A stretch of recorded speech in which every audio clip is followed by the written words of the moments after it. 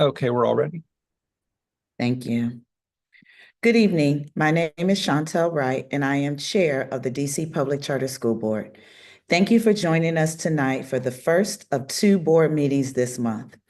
We'll reconvene on June 23rd for our second meeting, where we'll continue our financial oversight discussion, review additional charter schools, and take up other important matters. Please note, because the agenda is expected to be full, we plan to begin at 5 p.m. versus our regular 6 p.m. start time.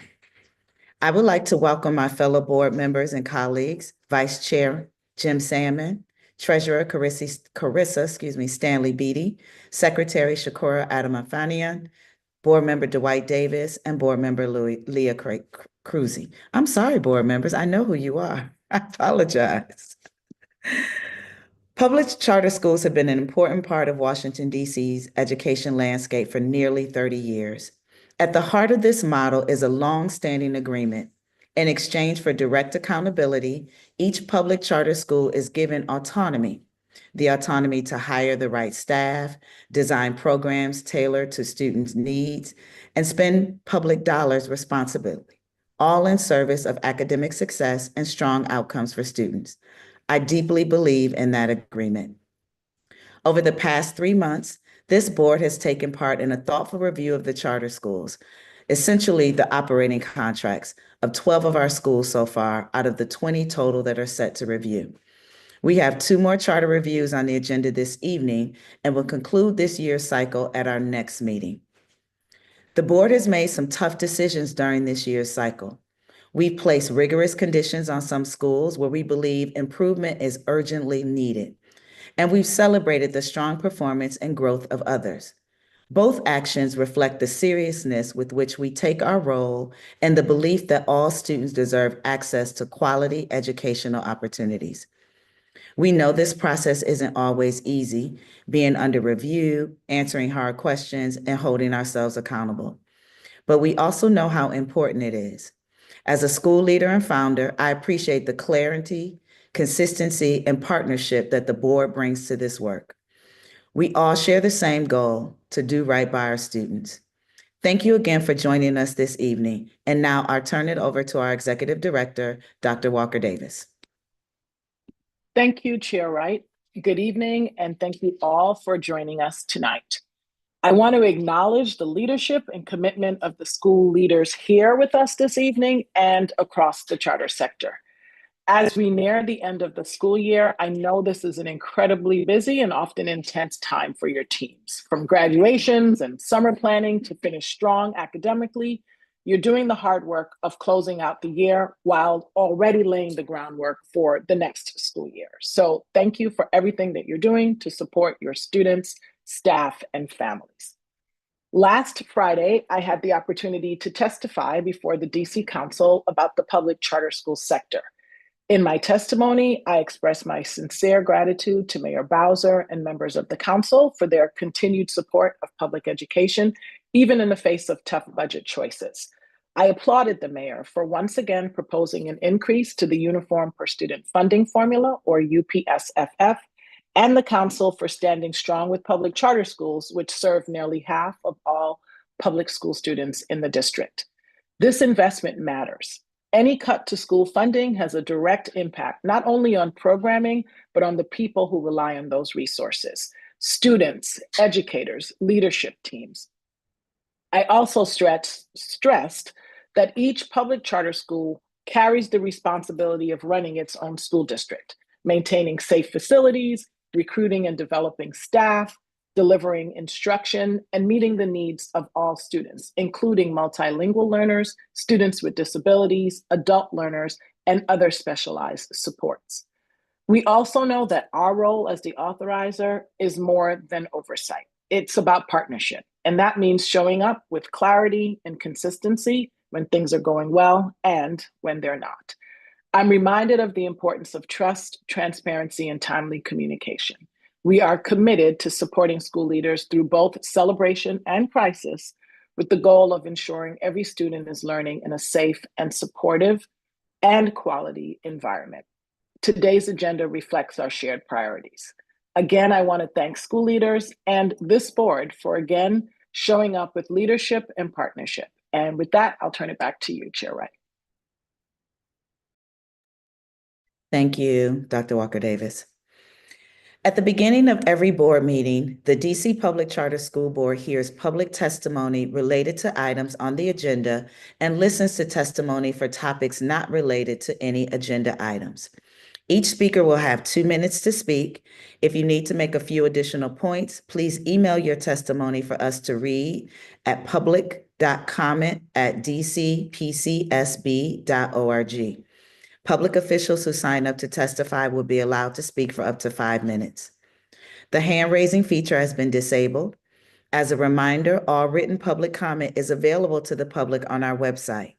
If you would like to register to provide live testimony or submit a written comment to the board, you can find all testimony registration and submission information on our website under the Public Comment tab at dcpcsb.org. You can also submit your comments to public.comment@dcpcsb.org or call our public comment line to leave a voicemail testimony at 202-328-2660 and select option 2. As we move through each speaker, Courtney and Jonah, our Zoom hosts for the evening, will promote each speaker from the attendee pool and unmute individuals speaking. We have 3 individuals who signed up to speak this evening. Oh, this is not correct. I apologize. We actually have 5 who signed up to speak this evening. So I would like all 5 to come on at the same time if we can, Jonah. Brittany Henderson, Greg Martin, David Whittington III, Sarah Dillard, and Leonel Vocero.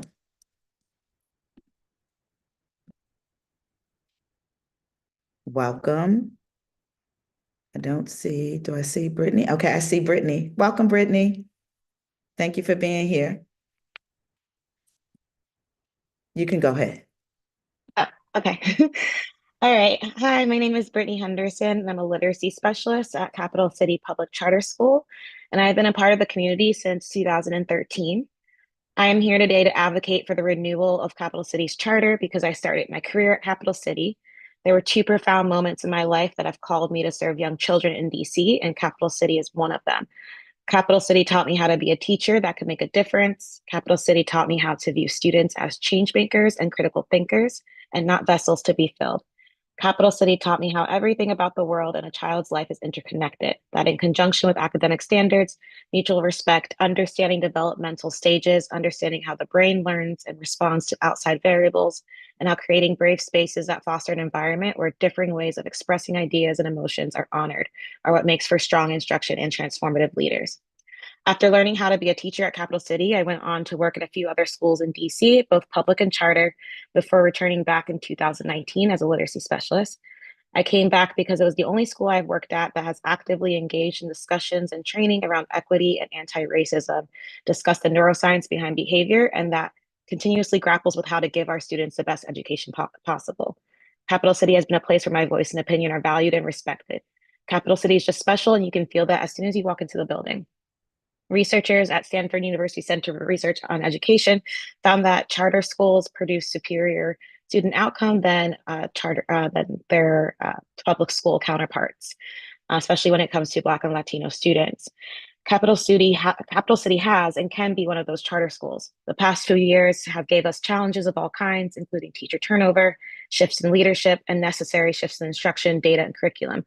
We are on the precipice of greatness.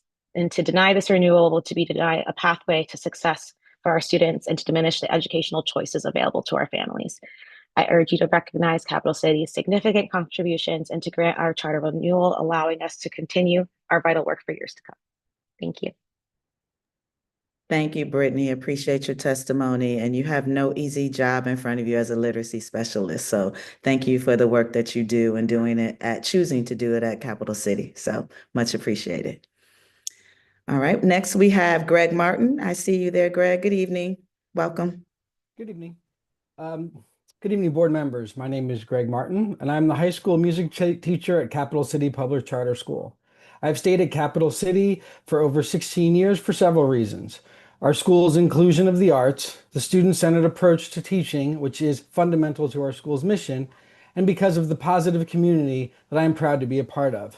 In addition to my classroom role, I've been a part of the high school, let's see here, leadership team, instructional leadership team, and race and equity core committee. I should also mention that both of my children, who are in college and grad school now, were students at Capital City. As a member of the instructional leadership team, I've been able to provide feedback and be a part of school-wide improvement efforts focused on student achievement. The feedback that not only the instructional leadership brings to the conversation, but all of the staff on our campus is considered with the guidance of our principal, and has built on serving students' needs and helping create a strong community for staff and students. Let's see. While a member of the Race and Equity Core Committee, I was able to help shape and lead our race and equity work for staff professional development and school-wide initiatives. We were empowered to design trainings that focused on what the staff needed, developing courageous conversation protocols, and to discuss race and equity issues with colleagues. We've also had several student-led equity days, which not only allowed students to engage in this important work, but also helped develop strong student leaders. What keeps me coming back every day, of course, is the students. I've worked with thousands of students at this point of my teaching career at Capital City, and I've watched as they've shyly picked up musical instruments at the beginning of the semester to months later performing at various times in the school, to having conversations with our students about the music and popular culture of the Cold War, and to our Arts Collaborative, where the arts team works with students to create original theater productions each year, basically to see our students grow to be confident, critical thinkers. Capital City truly empowers our diverse group of students to achieve high academic standards, cultivate creativity, and develop a lifelong love of learning. Thank you for your time and consideration of Capital City's 25-year charter review. Thank you, Greg. And wow, 16 of the 25 years there, that's huge. Thank you for your dedication. And I'm so interested to know what the culture of the culture during the Cold War, the music culture during the Cold War, very interesting. So thank you for your service and for what you've done and choosing to do it at Capital City. Much appreciated. Jonah, I don't see David unless I've missed him. No, Uh, David declined to come up, so let's just move on to the next one.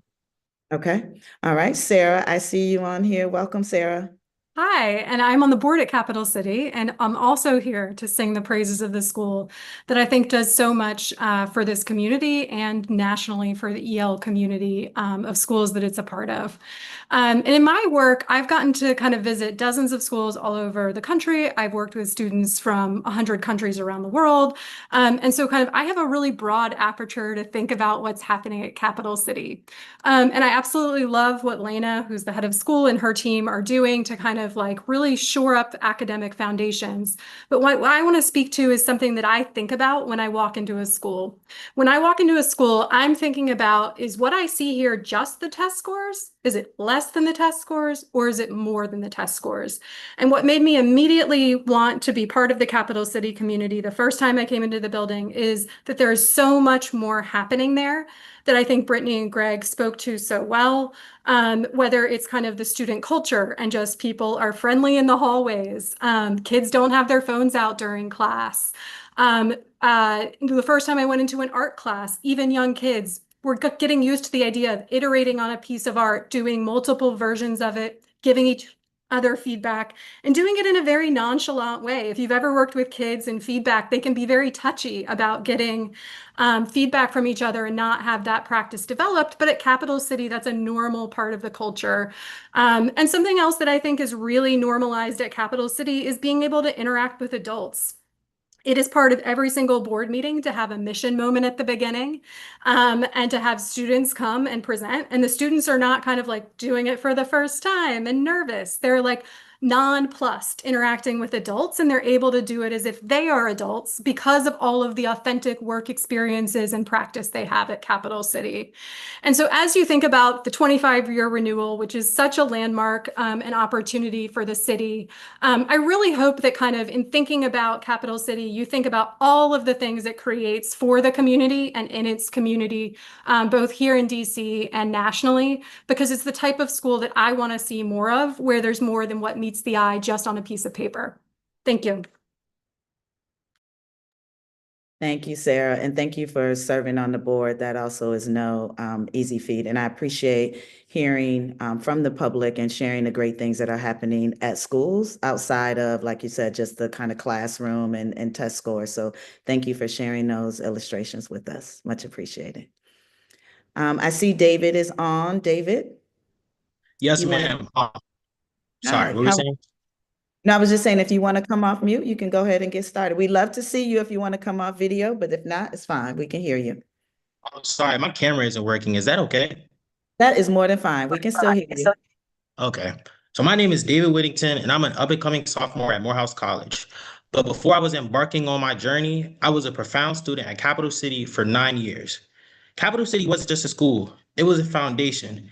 It was a place where I found my voice, discovered my purpose, and began shaping the leader that I am becoming today. Capital City is more than academics. It gave me a second family, one that not just embraced me, but also my siblings. Through every challenge and celebration, the community stood by us, reinforcing values of resilience, compassion, and excellence.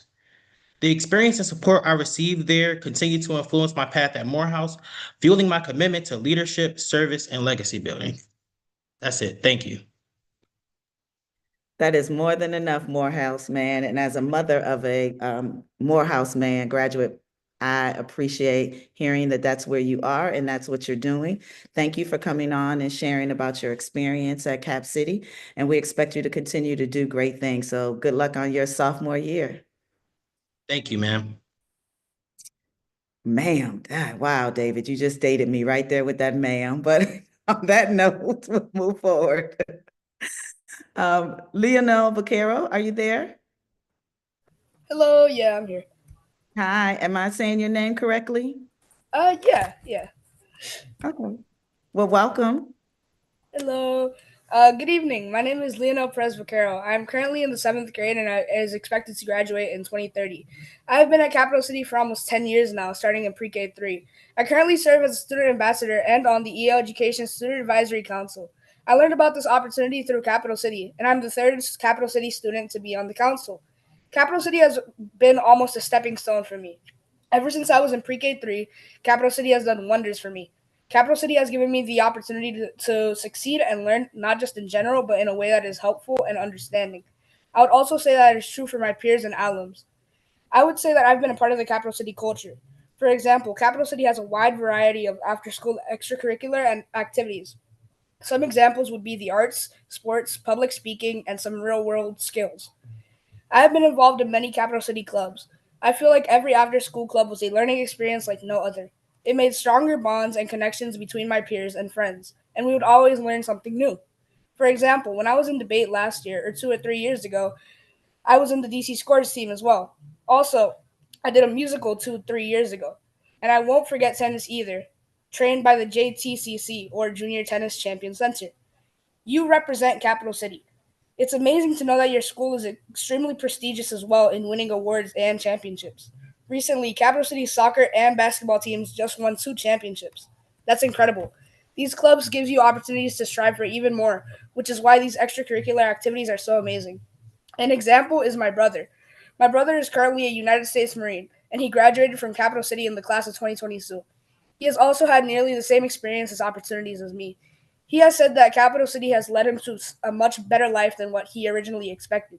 He has also stated that Capital City is a welcoming environment that allows people to find who they are, express themselves, and be who they need to be. He gives his own example also by saying, "I was able to find myself in his own success." If Capital City has given him the opportunity, I think Capital City will give every student the opportunity to achieve greatness. Thank you so much for your time. All right, Leonel. So you just came back after David with that ma'am. So thank you so much for your public comment. I can tell that public speaking is indeed something that you have learned at Capital City because you just presented yourself very well. And we look forward to 2030 when you graduate and move on and follow in your brother's steps and change the world. So thank you for everything. Have a great 8th grade next year, and we'll see you in 2030. Thank you so much. Have a good one. You too. Bye. All right. So thank you all. That concludes our public comment for this evening. Next on our agenda is a charter amendment request from Basis DC PCS. I yield the floor to Hannah Cosina, Director of Sector Planning and Compliance in our School Performance Department, to introduce the request from Basis DC Public Charter School. I would also like to invite representatives from the school to provide remarks regarding this amendment request. So while Hannah starts with us, Calvary Cooper, Timothy Bleckenstaff, and Katie Porter, if you can go ahead and promote yourself. Hi, Hannah. Good to see you. Hello. Hello, my name is Hannah Cousineau, and I am a director in the School Performance Department. Tonight, the board will hear from Basis DC Public Charter School regarding its request to amend the graduation requirements in its charter agreement. The school proposes 3 changes. First, students in grade 8 may earn 1 elective credit and 1 foreign language credit for passing high school level courses. Second, students must earn 1 advanced placement or AP economics credit, replacing the previous 0.5 economics credit. And third, the graduating classes of 2030 and beyond must earn 26 total credits instead of the current 25.5 credits. If approved, these changes will impact the Basis DC Public Charter School class of 2030 and beyond. Students graduating in 2026 through 2029 will follow the school's current graduation requirements. Representatives from the school are here to answer your questions. Thank you, Hannah. Welcome, Basis team. Good to see you this evening. How are you, Dr. Cooper? Good evening. May I just go ahead and get started? Please, All absolutely. right. Good evening, Chair Wright, Vice Chair Salmon, Executive Director Dr. Michelle Walker-Davis, and members of the board. My name is Calvary Cooper, and I'm the head of school at Basis DC. I'm joined this evening by Katie Porter, our Regional Director of Compliance, and Tim Blickenstaff, Vice President of Curriculum Company. Basis DC is seeking approval to amend the graduation requirements as outlined in our charter agreement. We are proposing 3 key changes to our curriculum, as you all have just heard. So first, we would like to award high school credit to 8th graders taking high school electives alongside their peers in grades 9 through 11.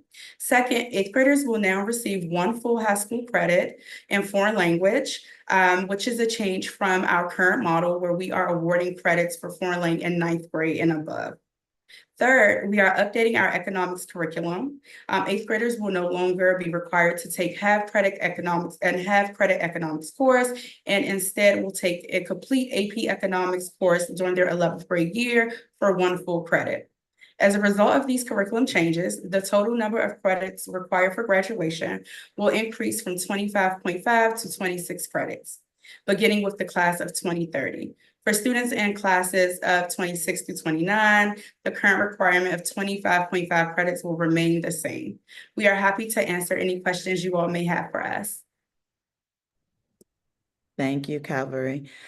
So the first thing, we understand you all have always held a higher bar in terms of your graduation requirements. Can you talk to us about how the proposed changes will impact your current students, if at all? I know it won't happen until 2030, but what does this look like and mean kind of day to day?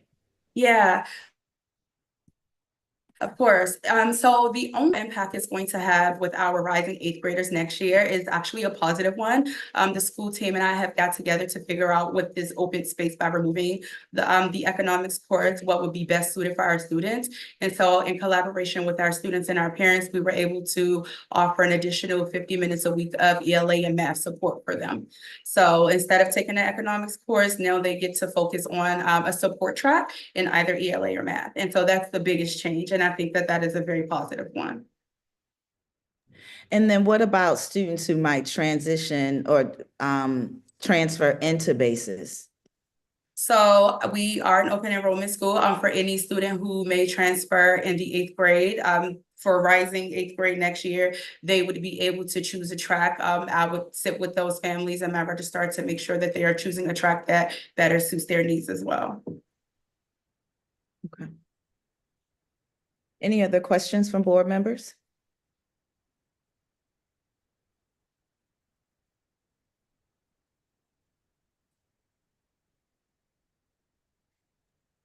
I have a question, Chair Wright. Can you talk, Ms. Cooper, about how your changes will affect students that are eligible for an IEP? Yes, ma'am. So the changes will not impact our students with disabilities at all. In fact, as I've stated, the addition of the math and or ELA, the math or ELA support will actually better support those students. We're opening up some room in the schedule to really focus in on what their growth areas are. And then about time they take those courses in 11th grade, they would have seen the College Board recommended. There's no real prerequisite for the AP course, but there is a recommendation that they must have strong comprehension skills and strong algebra foundational skills, which they will get throughout middle school and throughout high school. Okay, so thank you for making that connection for me. So that's the purpose of sort of now introducing this math and ELA at the 8th grade level. Is that the thought? So our students in 7th and 8th grade already take algebra and geometry 1 and 2. And so they'll already start to build that foundation. But what we've done by not having students to take the economics course in 8th grade is just open up more room for the school-based team to be able to support students on our campus with what their greatest needs are. Okay, so is the economics class now optional or that's complete? So it is not optional. It is a requirement, but only when you enroll in the 11th grade. It is not a requirement for 8th graders anymore. I understand. You had them doing it in the 8th grade. Yes, ma'am. And that is now being replaced. I got you. Perfect. And the replacement with the math and ELA essentially helps them with a greater fundamental foundation so that they can graduate to the more rigorous topics. Thank you for making the connection. Thank you. Board Member Davis? Yes. So it's kind of like a more of a technical question. So students who are taking the AP course, are they required to score 4 or 5 to get credit, or their grade in the course is just based on how they perform in the course?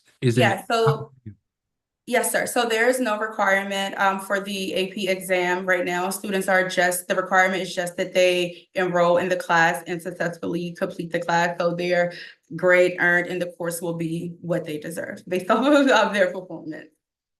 And so just to kind of piggyback on what board member Stanley Beatty said, and so the idea is that if we intervene early, more of our students will take this AP course, right? And have exposure to potentially scoring a 4 or 5. So because it's not an intervention, it's, hey, at first we were requiring 8th graders to take the course. Now we're not. So me along with my school-based team have decided to provide additional support in both ELA and math, which will only strengthen the skills that they'll need to be successful in the 11th grade. So it's kind of just the addition to moving it. It's like, hey, we have this opportunity. We have this space in the schedule. Let's work to support our students in ELA and math. Right. I think so my comment is really to celebrate, because I would imagine that you're making this shift because you don't want students to be penalized if they are not ready for this course. So you're saying, hey, looking at the data, we need to make this shift so that we can have more success on the back end. I'm really trying to lift that up to say, I think what you're doing is really phenomenal because you're really setting students up for success. Yes, our 8th grade year, it's kind of in the middle. My students like to tease all the time because they're like, hey, we're not 5th through 7th graders, so we're not quite middle schoolers, we're not quite high schoolers. But the 8th grade year at Basis is a tremendous one. It is one where they are kind of really engaging with the rigorous curriculum, and they take their first AP in 8th grade. And so by just having them to focus on that AP history class and not an economics course, we are further setting them up for success. So by shifting that to the later years where they have more experience with an AP curriculum, with more time with algebra foundational skills, then that sets them up for success. So yeah.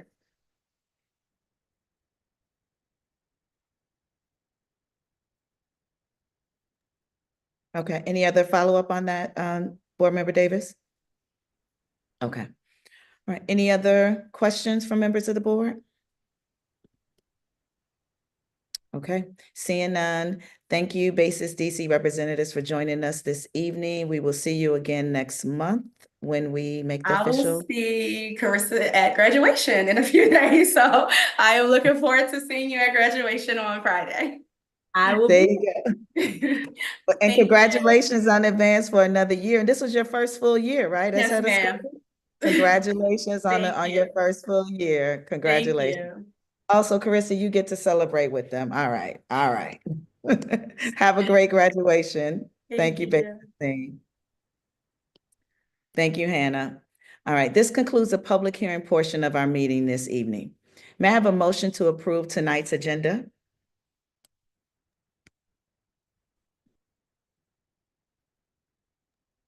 I motion to approve the June 2nd public agenda.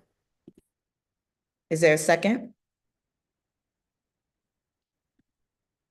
A second. Secretary Adama-Fania, can you please call roll? Chair Wright, Aye. Vice Chair Sandman, Aye. Treasurer Stanley Beatty, Aye. Board Member Davis, Aye. Board Member Crucy, I think she may have stepped away for a moment. I'm here, but this is the different vote. yes, this is to approve. Okay, for the agenda. Yeah, I knew you were accused for basis. Aye. But Thank you. And Chair Wright, I'm an aye as well. all right, thank you all. So our motion passes. Next on our agenda, we have an update on the notice of concern currently in effect for Seed Public Charter School. For this item, I will yield the floor to staff member Michelle Gray, Director of School Equity and Effectiveness in our School Performance Department, to introduce the proposal. Welcome, Michelle. Hello. My name is Michelle Gray, and I'm a director in the School Performance Department. DCPCSB staff recommends that its board maintain the notice of concern issued against the Seed Public Charter School of Washington, D.C., Seed Public Charter School. The school satisfied 3 of the 4 required activities under the notice of concern. Seed Public Charter School staff revised its student and family handbook, bringing it into compliance with special education regulations and the Fair Access to School Amendment Act. They participated in OSSE's special education compliance and school discipline trainings. And third, participated in a special education focused qualitative site review, or QSR. Notably, during the QSR observations, DCPCSB found evidence of inconsistent specialized instruction service delivery. Seed Public Charter School did not satisfy the 4th required action. DCPCSB required the school to submit accurate discipline data to OSSE and DCPCSB. However, DCPCSB staff found discrepancies between Seed Public Charter School's discipline data and its records for students with disabilities. The school acknowledged the discrepancies, but it was too late to correct the data with OSSE because OSSE's data revision window had closed. Further, the school violated DCPCSB's mandatory notification policy by failing to alert DCPCSB of a health safety incident that required a call to the Metropolitan Police Department. The continued submission of inaccurate data and failure to correct the data by the certification deadline, coupled with the lack of timely notification of the safety incident, indicates persistent ineffective systems regarding routine functions and communication. Additionally, during the enhanced oversight and monitoring of these actions, DCPCSB staff found concerning evidence related to the school's capacity to meet the programmatic standards in its charter agreement.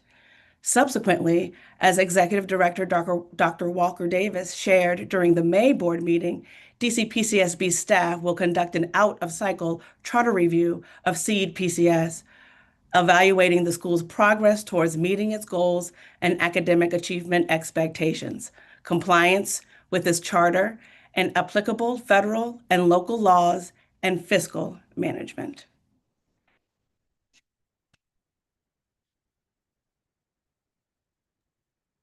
Thank you, Michelle. Are there any questions for Michelle from the board?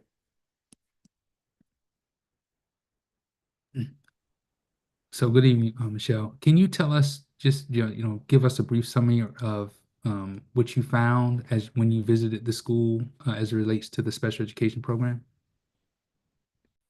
Yes, thank you for the question. The QSR special education focused observations were used to determine the provision of special education services as described by the school and required by DC municipal regulations. And because they have several environments, it was necessary to do a full QSR qualitative site review. So what we found as for the overall ratings for the school, the environment rating was a one on a scale of 1 to 4, was a 1.65 in the environment domain, and the instruction domain was 1.69, indicating overall ratings just below basic. And to determine the impact of those ratings on the overall school program, we calculated the number of proficient classrooms in both areas. And the QSR team found only 19.2% of the observations were scored as proficient in the classroom environment domain. The QSR team scored only 18% of observations as distinguished or proficient in the instruction domain. We isolated the scores just to look at the special education outcomes ratings observations, and on a scale of 1 to 4, the overall environment rating was a 1.25, and the instruction rating was a 1.0, indicating overall ratings of unsatisfactory.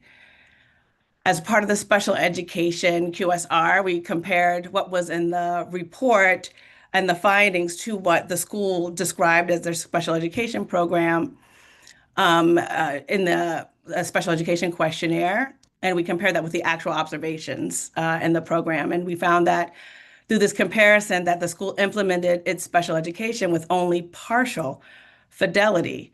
CPCS provided the special education environments listed on the questionnaire, but the specialized instruction, modifications, accommodations, and physical space considerations were not implemented as described. Some supports were not observed in any of the observations. And specifically, we found that the overall instructional approach failed to reflect the practices in differentiation, student engagement, or multimodal instruction that CPCS stated in their SPED questionnaire. We debriefed these results. We have already debriefed the results of the qualitative site review with the school on this past Thursday, May 29th, I believe. Before the debrief, staff shared the summary of the results with the identified school representatives. Members of the school's leadership team, board, and foundation were in attendance for that debrief.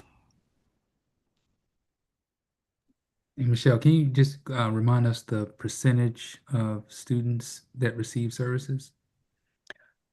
There is a high, I don't have the percentage in front of me, but they do have a high rate of students with disabilities that go to, and compared to other schools in the sector.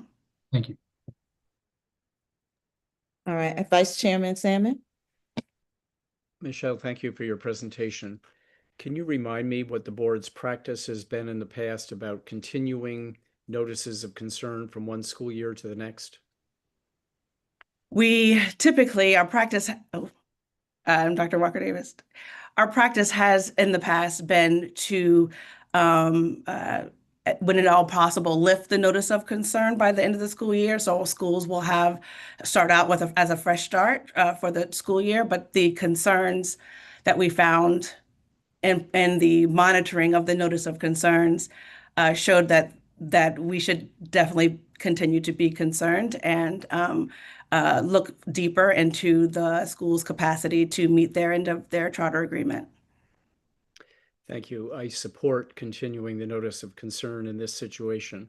But more broadly, I don't think there should be any presumption that a notice of concern expires at the end of a school year. I think the continuation decision should be on a case-by-case basis. If you have a problem that's been ongoing for some time, if the school administration remains the same from one school year to the next, I think it should definitely be on the table to continue a notice of concern, and there shouldn't be any preference for ending a notice of concern at the end of a school year simply because the school year has ended. May I, Chair? Thank you for that perspective, Vice Chairman Sandman. And just to lift up, I think part of the rationale for that is a notice of concern is, and I think our chair has said this before, a notice that there is something that we are concerned about, and it is usually in reaction to a point in time event. It is our presumption that that is not a continued point in time event at the school, and for the most part, it is not, which is why we are comfortable when we get to that perspective to lift a concern. I know we have a longer conversation to be had about truancy in general and the truancy policy, but I will use that as an example of we expect that to that usually reflects a point in time and activity that is happening during this school year. And so in that instance, it makes sense to, so to speak, reset the clock at the beginning of the year. And in other ways that we've used notices of concern, it's in response to an action that is happening at a period of time. I think where there is comfort in making the recommendation today is while we do, and Michelle has acknowledged where the school has met improvement, there are still remaining concerns. And so that is why we are having a discussion about keeping this particular notice of concern in effect. Thank you for that explanation. I don't think we disagree. My point is just it should be considered on a case-by-case basis. There are some issues that give rise to a notice of concern that might be a point in time issue. There are other issues that are not like that. So let's just look at each one individually. Thank you. Treasurer Stanley Beatty.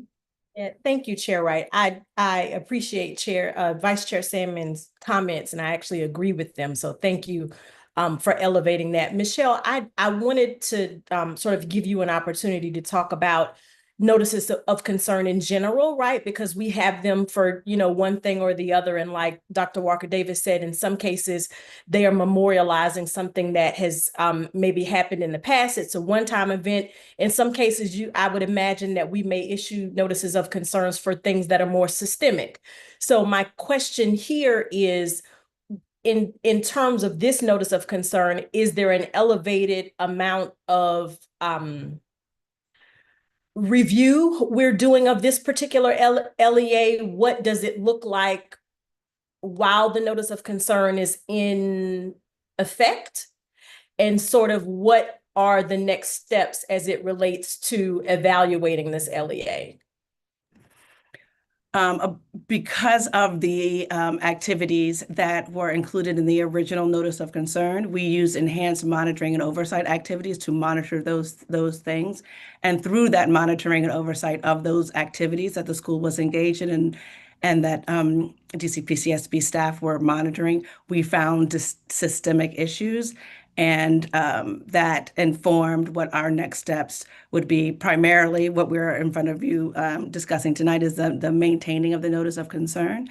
But as Dr. Walker Davis shared at the last board meeting, we are going to be looking further into their capacity to meet their part of their charter agreement, where they will be, we will evaluating the school's progress towards meeting its goals and academic achievement expectations and compliance with applicable federal and local laws. In addition, the fiscal management. So all the things that would come along with a regular charter review. We will be doing out of the normal 5-year iteration or cycle that we typically do. With the QSR, since it was already done as part of the notice of concern, we're just creating a full report that is in the typical format as the review notice of a review QSR report. Either a regular review or out of cycle review is what you're saying. The QSR is in addition to that. Yes, we did a special focus we did one with a couple of differences to get more information regarding the special education programming. And so that full report will be available to the board and included in the overall review. for the out of cycle. Thank you. Board Member Crucy? Thank you. Thank you for this, Michelle. I think I'm building off of what you were just explaining to Treasurer Stanley Beatty. So the report that will come from this continued notice of concern and the out of cycle review, does that mean that we will not see that report until the out of cycle review is completed? And then can you just walk us through again? I think you've already done it, but again, what the timing of all of that is, of what we'll see when? You will be able to see the full QSR, qualitative site review report, prior to the off-cycle review report. And so within the next, as I said, we've already had the debrief with the school.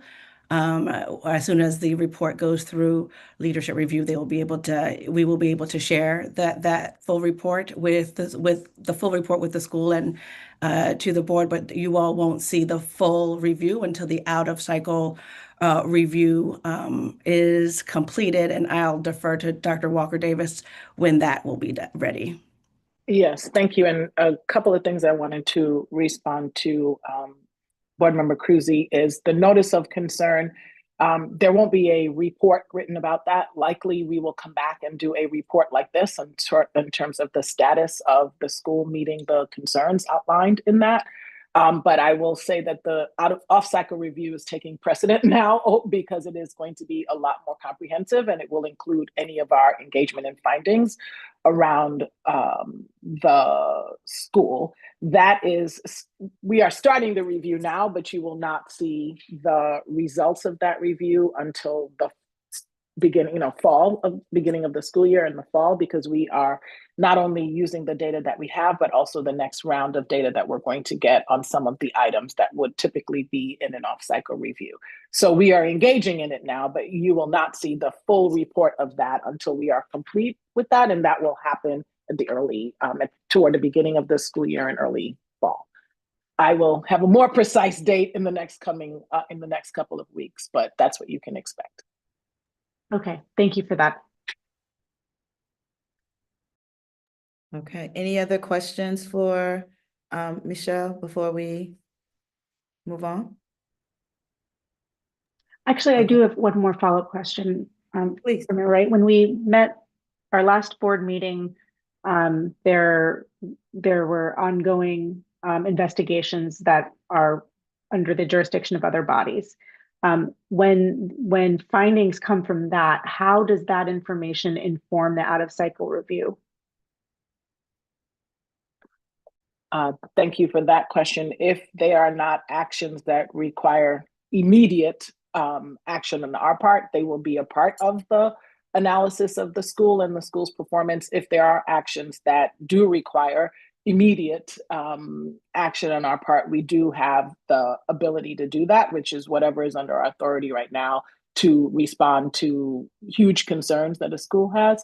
But typically, if it is not something that requires immediate action, we would fold that into the analysis that we do for the off-cycle review.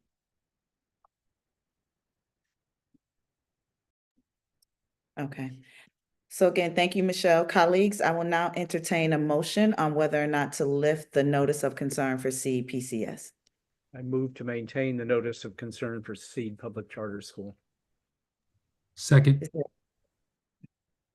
Secretary Adama-Fania, can you call roll, please? Sure. Chair Wright? Aye. Vice Chairman Sandman? Aye. Treasurer Stanley Beatty? Aye. Board Member Davis? Aye. Board Member Crucy? Aye. And I am an aye. All right, motion passes. Thank you. Next on our agenda are 2 charter reviews. Our first school up for review is Paul Public Charter School.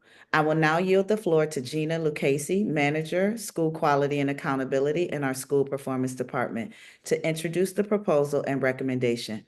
I would also like to invite representatives from the school to provide remarks. So Jonah, while Gina is getting us started, if you can promote Dr. Tracy Wright, Charlotte Spann, Rosie Reagan, Kristen Yoakum, Pamela Merkinson, Dr. Lynette Backus, Chandrina Walker, Avis Hayes, Kimber Hendricks, Shamira Wilkins, and Vicky Hall. Welcome, Gina. Thank you, Chair Wright. Good evening, everyone. My name is Gina Lucchese. I'm a manager in the School Performance Department. Tonight, the board will vote on the charter review and continuance of Paul Public Charter School and Capital City Public Charter School.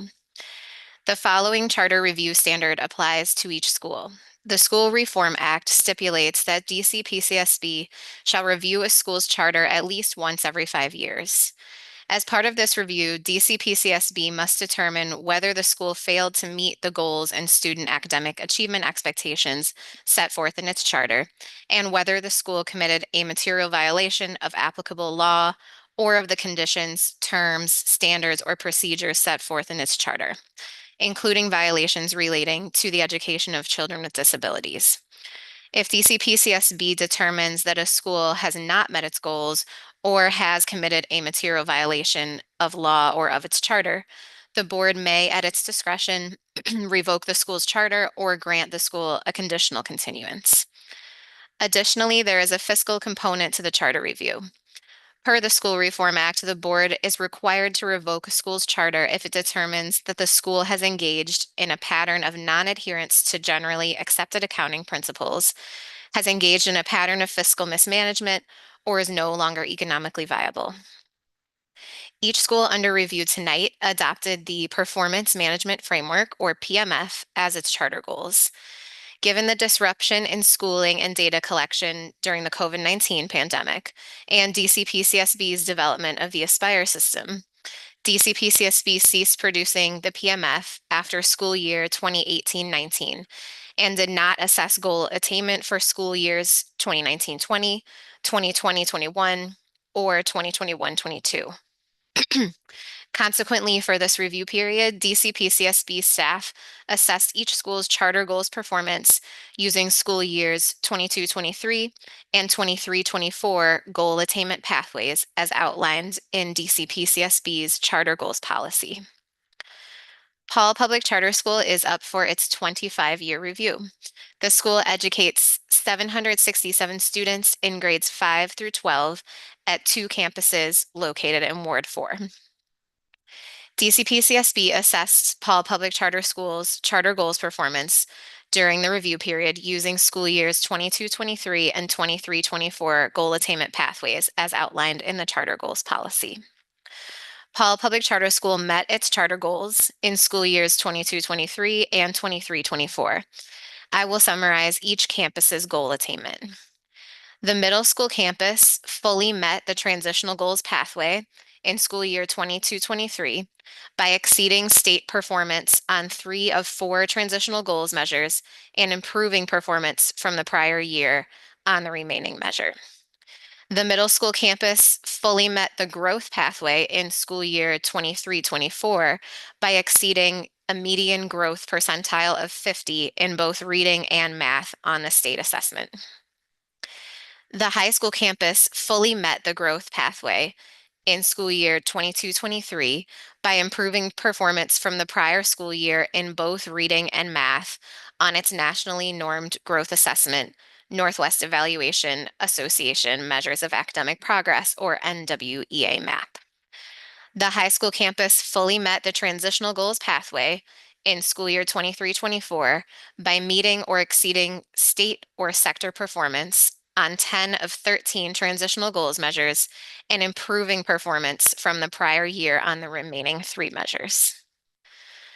DC-PCSB staff determined the school has not committed a material violation of the law or of its charter. DC-PCSB staff also determined that the school has not engaged in a pattern of non-adherence to generally accepted accounting principles, has not engaged in a pattern of fiscal mismanagement, and is economically viable. Based on these findings, DC-PCSB staff recommends that the board vote to continue Paul Public Charter School's charter. Paul Public Charter School representatives are available to speak about the school's performance over the past 5 years and to answer the board's questions. Thank you, Gina.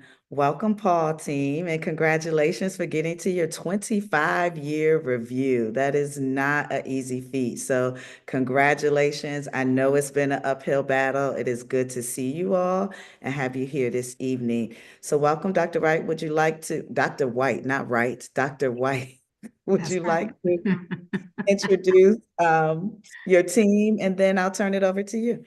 I will. Good evening, Chair Wright, Vice Chair Sandman, Dr. Michelle Walker Davis, and the board members of the PCSB and staff. We have, as you can see, a large contingency of staff members here. We're very, very proud of the work that our organization has done for the past 25 years, particularly proud of the work that our organization has done over the last 5 years, because we all know that the past 5 years has been particularly challenging, especially getting through those COVID years. And so I will just do a quick roll call and ask members to come off really quickly to introduce themselves and to share how long they've been at Paul Public Charter Schools and what their role may be. I'm starting with you, please, Ms. Reagan. Good morning, good evening. My name is Rose Reagan. I'm the Executive Director of Student Support Services at Paul, and I'm finishing my 13th year. Thank you, Ms. Yoakum. I'm Kristen Yoakum, Executive Director of Operations, and I just finished my second school year, or am finishing my second school year. Yep, Ms. Hayes. Good evening. I'm Avis Hayes. I'm the Director of Academics here at Paul, and I am completing my 5th year here at Paul. Yep, Dr. Bacchus. Hi, good evening. I'm Lynette Bacchus. I am the Director of Leadership Development, and I am approaching my 6th year at Paul. Ms. Murkison. Good evening. My name is Pamela Murkison. It's good to see you all. I serve as the Executive Director of Talent, and this will be completing my 8th year at Paul. Mrs. Walker. Good evening. I'm Chandrina Walker. I'm the head of schools, and I will be completing my 8th year at Paul. Mrs. Ho. Good evening. My name is Vicki Ho. I'm with EdOps, and we help provide financial services to Paul, and I'm coming up to my 3rd year supporting Paul. Yep. Ms. Hendricks. Good evening. My name is Kemba Hendricks. I am the board chair, and I've served on Paul's board. This will be my 6th year serving on the board. Yep. And Ms. Wilkins. Good evening, everyone. My name is Shamir Wilkins, and I serve on the board as the vice chair. And this is coming up on my 6th year. Yep. So with that, would you like me to go into my opening remarks? Absolutely. Thank you. Welcome, everyone. All right, let's put these glasses on so we can see some things. Good evening again, everyone. My name is Dr. Tracy White, and I proudly serve as the CEO of Paul Public Charter Schools. I'm honored to be here today representing our scholars, families, and staff as we reflect on 25 years of service, resilience, and impact. Paul PCS is the district's first and only public charter school to be born out of a traditional DCPS campus, a transformation that was not just structural, but deeply rooted in the belief that families deserve excellence, autonomy, and accountability in the public education of their children. We've carried that founding spirit, both of Paul Public Charter Schools and of our founder, Cecil Middleton, with us for 25 years. We are beyond grateful that the staff recommendation affirms what we know to be true. Paul PCS has met its charter goals, demonstrated sound financial stewardship, maintained legal compliance, and is worthy of charter continuance without conditions. Let me begin this evening by talking about what matters most, and that is, of course, our impact on students. Over the course of the past 5 years, Paul PCS has made transformational academic and cultural gains.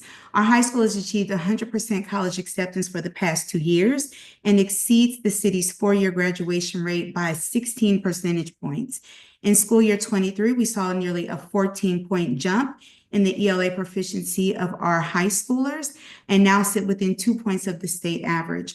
Our SAT college readiness rate exceeds the charter sector average, and our college enrollment rates remain steady above both the city and national averages for the student population that we serve. At the middle school, our story is one of comeback and momentum. What a difference 5 years makes. Paul Middle School has met or exceeded the Park/Cape growth targets, both in ELA and math for the past 2 years, with students outperforming their academic peers across the city in terms of ELA proficiency. Our student climate data, attendance, engagement, and out-of-school suspensions now surpass sector averages across nearly every student microgroup. Both schools have been recognized for their performance by Empower K-12's Bold Performance Awards, which highlights schools that defy odds and drive academic growth, especially for students who are historically furthest from opportunity. These recognitions confirm what we experience every single day. Our students are learning, they are leading, and they are indeed thriving. This is mirrored in our QSR results, which have shown significant growth since 2020. In our most recent high school review, 88% of our classrooms were rated proficient or distinguished in environment and 76% in instruction, with 100% of ELA and math assignments rated as sufficient. At the middle school, 78.6% of our classes met or exceeded proficiency in classroom environment, again, with 100% sufficiency in assigned tasks. These improvements reflect not just compliance, but a shift in culture, practice, and instructional alignment. And that growth was made by intentional investments that continue. With the support of the Perkins Grant in particular, for example, we launched a 4-year internal career and technical education program in technology, equipping our students with industry-aligned skills and certifications. We're proud that this work sits alongside strong student participation in the Mayor's ATC initiative and OSCE's dual enrollment programming, allowing students to simultaneously earn high school and college credit. These opportunities are not extracurricular, they are essential. They prepare our students to lead in an evolving workforce and to make informed, independent decisions about their futures. They bring our mission to life, which is to develop responsible citizens, independent thinkers, and leaders. Another critical driver of our success has been our unwavering commitment to student engagement during the COVID-19 pandemic. When the city shut down, Paul did not. We ensured our students had devices, internet, and live rigorous instruction from day one. Our teachers taught, our students show up, with attendance rates exceeding 93% for the entire COVID period for both our high school and middle school, and our families stayed connected. That continuity during a time of extraordinary disruption is a major reason why Paul PCS was able to rebound more swiftly than some organizations to areas of pre-pandemic achievement. In addition to academic and climate performance, Paul continues to demonstrate strong financial stewardship. In FY23, we met or exceeded all 6 of the Public Charter School Board's key financial benchmarks. With 162 days of cash on hand and over $9 million in working capital, we remained well positioned to sustain and grow our programming. Our key investment is deliberate. It's our people. 70% of our operating expenses support salaries and benefits. We are intentional about that, well above the sector median, a reflection of our commitment to retaining high-quality educators and staff. And this is really critical for us at Paul because almost half of our students have a unique learning designation of either having an IEP or being an English learner. Of course, we are still growing. We have a lot of work that we have to continue to do. We know that while our students are demonstrating strong growth, math proficiency in particular remains an area of focus for both of our schools. We're meeting that challenge with a strong focus on instruction, which includes learning recovery, targeting coaching, and data-driven intervention strategies.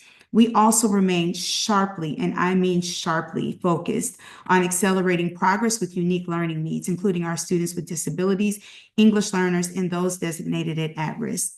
Through enhanced data analysis, targeted interventions, and expanded instructional supports, we are committed to ensuring all of our scholars, and these scholars in particular, receive the individualized attention and resources necessary to thrive academically and grow at a more rapid pace. In closing, looking ahead, we are building on our legacy while raising the bar. In the next 5 years, we will expand our early college and workforce pathways, deepen instructional practices and curricular coherence across grade bands, and continue to build a joyful, high-functioning community where scholars are known, challenged, and celebrated. Our mission is urgent as ever to develop responsible citizens, independent thinkers, and leaders, and we take that business very seriously every moment of every day at Paul Public Charter Schools. We are proud of who we are. We are proud of what we've built and prepared for the future. Thank you for your time and your continued partnership. Thank you, Dr. White, for that thorough opening. And you should indeed be proud, all of you, for the work that you've done. Paul really did lead the way around COVID and the response to COVID. And I know for even when I was running schools at that time, but then for many LEAs in terms of trying to figure out how to come out of that and how to deal with that. And the effects of that show in your data and being here in your continuance. So congratulations on 25 years. I do want to just underscore what Dr. White said in terms of Paul Public Charter School being our only, well, first and therefore only, well, I guess you don't have to do, our first and only conversion public charter school, and to be here 25 years later is a great thing. So with that, I will turn it over to board members to ask questions, starting with you, Secretary Adama-Fania. Thank you so much. Paul, team, congratulations. Again, 25 years is incredible, and thank you all for the work that you do. Certainly the blood, sweat, tears, and love that you pour into your student in your community. It doesn't go unnoticed, and we clearly see it in your achievements.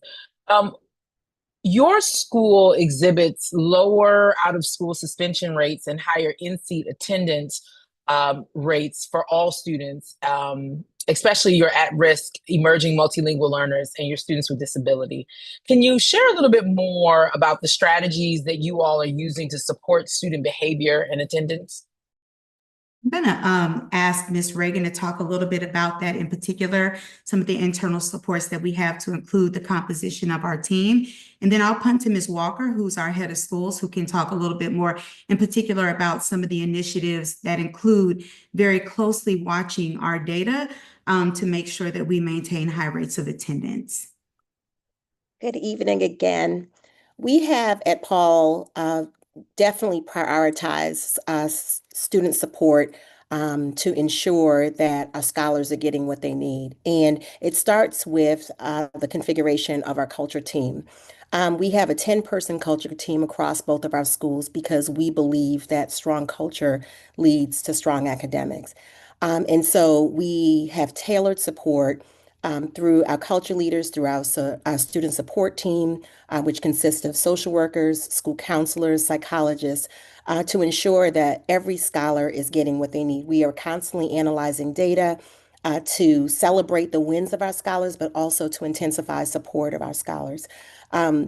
We have definitely been very focused on proactive practices, but also restorative practices and how we address behaviors that may be off task or scholars not meeting the necessary behavior. We really are trying to address it by teaching them different ways.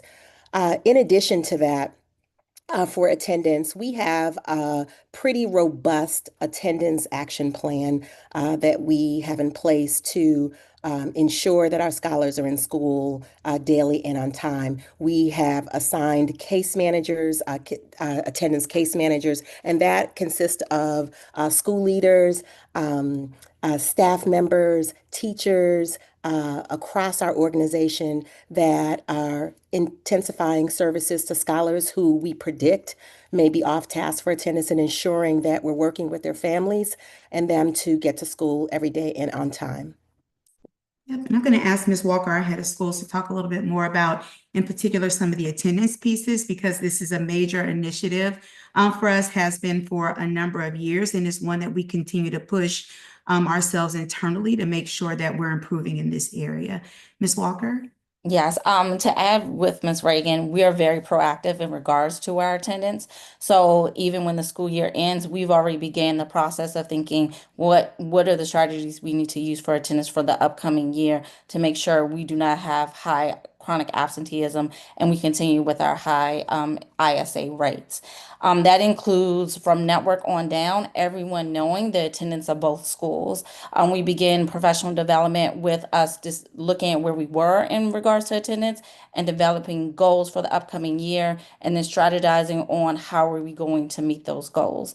That includes leadership training on what are incentives that can help celebrate scholars and families. What are the parent meetings we have before school even begins to have our families understand the importance of attendance.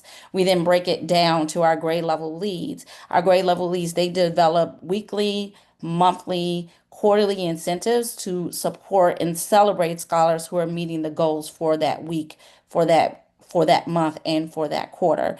We are a school in celebration, so we listen to our families, we listen to our students. What do they want? How do they want to be celebrated? And we use their feedback to identify the strategies that we're using. For instance, fifth graders, they love like recess, right? So if we have 100% attendance for the entire month of October, they get a special recess day. It's like Fun Friday. So we really listen to each group of students, what they need to be successful, and then we develop our plans based off of our students and our families. Also, another important part is we have attendance impact meetings, which goes along with our case managers, and we make sure we develop the right support plans for students we know have struggled previously with attendance, or we want to continue to improve their attendance. And then they get celebrations. They'll be on the monitors. There may be an announcement. They may get a little special treat at the end of the day. And also just words of encouragement in emails or text message to their families to know, like, your scholar is making the improvements we need them to make around attendance. Thank you. Treasurer Stanley Beatty. Yes, thank you, Chair White. Thank you, Dr. White, for your opening statements. Quite a few of the comments that you made were notes that I was going to ask about, and I love when that happens. So thank you. Thank you for elevating everything that you did. I do have two questions for you, but I want to start by just agreeing with you. I absolutely agree and stand in solidarity with you regarding your statement about your healthy financial stewardship. I have read through the report and I agree 100%. You are right that you are within our key financial indicators for all of your metrics. I even saw in your report, which you all get a copy of the report that we produced, but there was even some verbiage in the report that said that you all had exercised effective cost management. I've never seen that in a report, and it did something special inside of me to see that. I was gonna ask what that meant, but I don't even care. So thank you. I was very happy to see that. I'm halfway teasing, but mostly saying I agree with the assessment. There was a comment in there about some debt forgiveness. Did that happen between 2020 and 24? Can you tell me what that was? That may have been our PPP loan, and Vicki Okay. is here to clarify, but I believe that was the PPP loan that we received. Correct. That was the PPP loan. Yeah, what it was? Okay, perfect. And when did that happen? I think that happened like 22. 22. Okay. 22. Perfect. Perfect. Okay. That was my only question there. And then I will pivot to one of the other points that you raised, which is around your math proficiency. So talk to me about that. Obviously, you're experiencing low math proficiency, but there is growth. And so talk to us. You mentioned it a little bit, but talk to us about the plan to build on the growth and how you all intend to continue to attack that low math proficiency. Yeah, so I'll tell a quick story for context, then I'll punt to Ms. Hayes, who's our Director of Academics, who can give you a little bit more information and insight about how we're addressing it. When we got back from the pandemic, we have a well-vetted interim assessment system that we've actually been using for at least the last 9 years that I've been here in the organization. When our students got back from the pandemic in 21-22, we administered the first interim assessment. It was the first quarter, and the data were terrible. They were bad. And we had an emergency meeting like right after we had 2 emergency meetings, one with leadership within the organization, and then we called every single math teacher, anybody who had anything to do with math, into a room, and we literally were like, what do we need to do? And that year began a year of study. I'm so proud of the teaching staff at Paul Public Charter Schools, because under the leadership and guidance of Ms. Hayes and also Ms. Span, who's not here with us this evening, we commenced to a full year of studying of our issue around math proficiency. And what came out of that were some decisions around shifting our curriculum and some other practices. And to that, I will punt to Ms. Hayes, who can talk a little bit more about that. Thank you, Dr. White. Yes, so that study, we called it our math think tank, and that did comprise of our instructional specialists, our math instructional specialists at the time, as well as our teaching staff. And coming out of that, we did adopt a new curriculum. We ended up going with Kendall Hunt's curriculum after vetting it. A couple of things that came out of that process. We knew that any curriculum wasn't going to be the silver bullet to solve what we were seeing with our scholars. We knew that we needed a curricula that would provide us the guidance, the instructional, comprehensive engagement that we wanted to see from our scholars, but we also knew that it required us to leverage our teaching staff and our leaders to further vet the curriculum and make it fit within our PULSE structure. So we've really spent the greater part of almost a year revamping and adopting that curricula to make it make sense within our PULSE structure. That also included providing a lot more guidance and training to our teachers on how our block structure for math looks. So we've provided space within our math block for regular fluency practice from 5th grade to 12th grade. Fluency is not just, our times tables, but we're talking about how do we get our students to think more fluidly with the math content at their level. We've also included within that block structure time to speak to how our teachers are using small group instruction and differentiated instruction based on formative assessment data, which they do on a weekly basis. And they're using not only the curricula-based content, but they're also using HARC and CAPE released items to do that formative assessment on a weekly basis.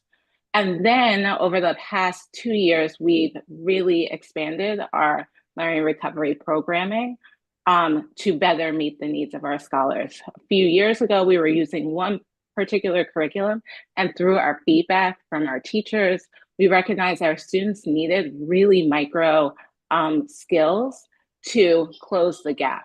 And so we are now in our year 2 of implementing those the learning recovery programming on a daily basis for our students in 5th through 10th grade. So we're really proud of our work there. Thank you. Thank you for that. I particularly like hearing the piece about did you call it micro? Well, say it for me. I want to write it down. I might have named that, but like the micro skills. Some of the programs that we were originally using, while they were very ambitious, they weren't getting at the really discrete skills that we were finding our scholars were struggling with in math. So while we wanted to be really ambitious, we really needed to narrow in and isolate some skills to close those gaps with some of our grade level content. That's almost like, that's like your fundamental type stuff. That's what I got you. Thank you. Thank you. Board Member Crucy? Hi, I just wanted to offer a comment of congratulations and gratitude to everybody here. Dr. White, it has been such a privilege to observe the agility and commitment of the Paul team over the last several years. I remember before the pandemic, coming before the board with a bunch of matters, and then, of course, the agility with which you led at the beginning of the pandemic, and then hearing about the way you were thinking about a really smart way to use virtual days to be able to address unique needs that you guys had learned through the week that students would be able to use toward the end of the week. So I'm excited to learn more over the next couple of years and excited to vote and support later today. Thank you. Board Member Davis. Thank you, Chair Wright. Dr. White, I just want to thank you for your very concise and informative comments. The questions that I had, you answered them very succinctly and concisely, so I appreciate that. Also, don't want to miss an opportunity to remind everyone that I am a graduate of Paul Junior High School before it was Paul Public School, but Ms. Middleton was my principal during my 9th grade year because then school went 7, 8, 9. I also want to shout out Ms. Hayes for providing one blueprint for, ensuring that math instruction is in place, right? Like I think these forums, like these meetings are so important because if you come in and you listen, you will, have access to just ideas that can be tweaked and used within school. So I really appreciate your transparency.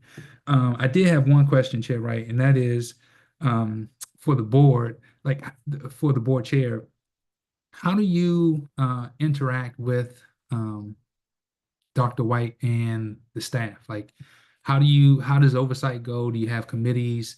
What is it like to work with the team because they are so high functioning?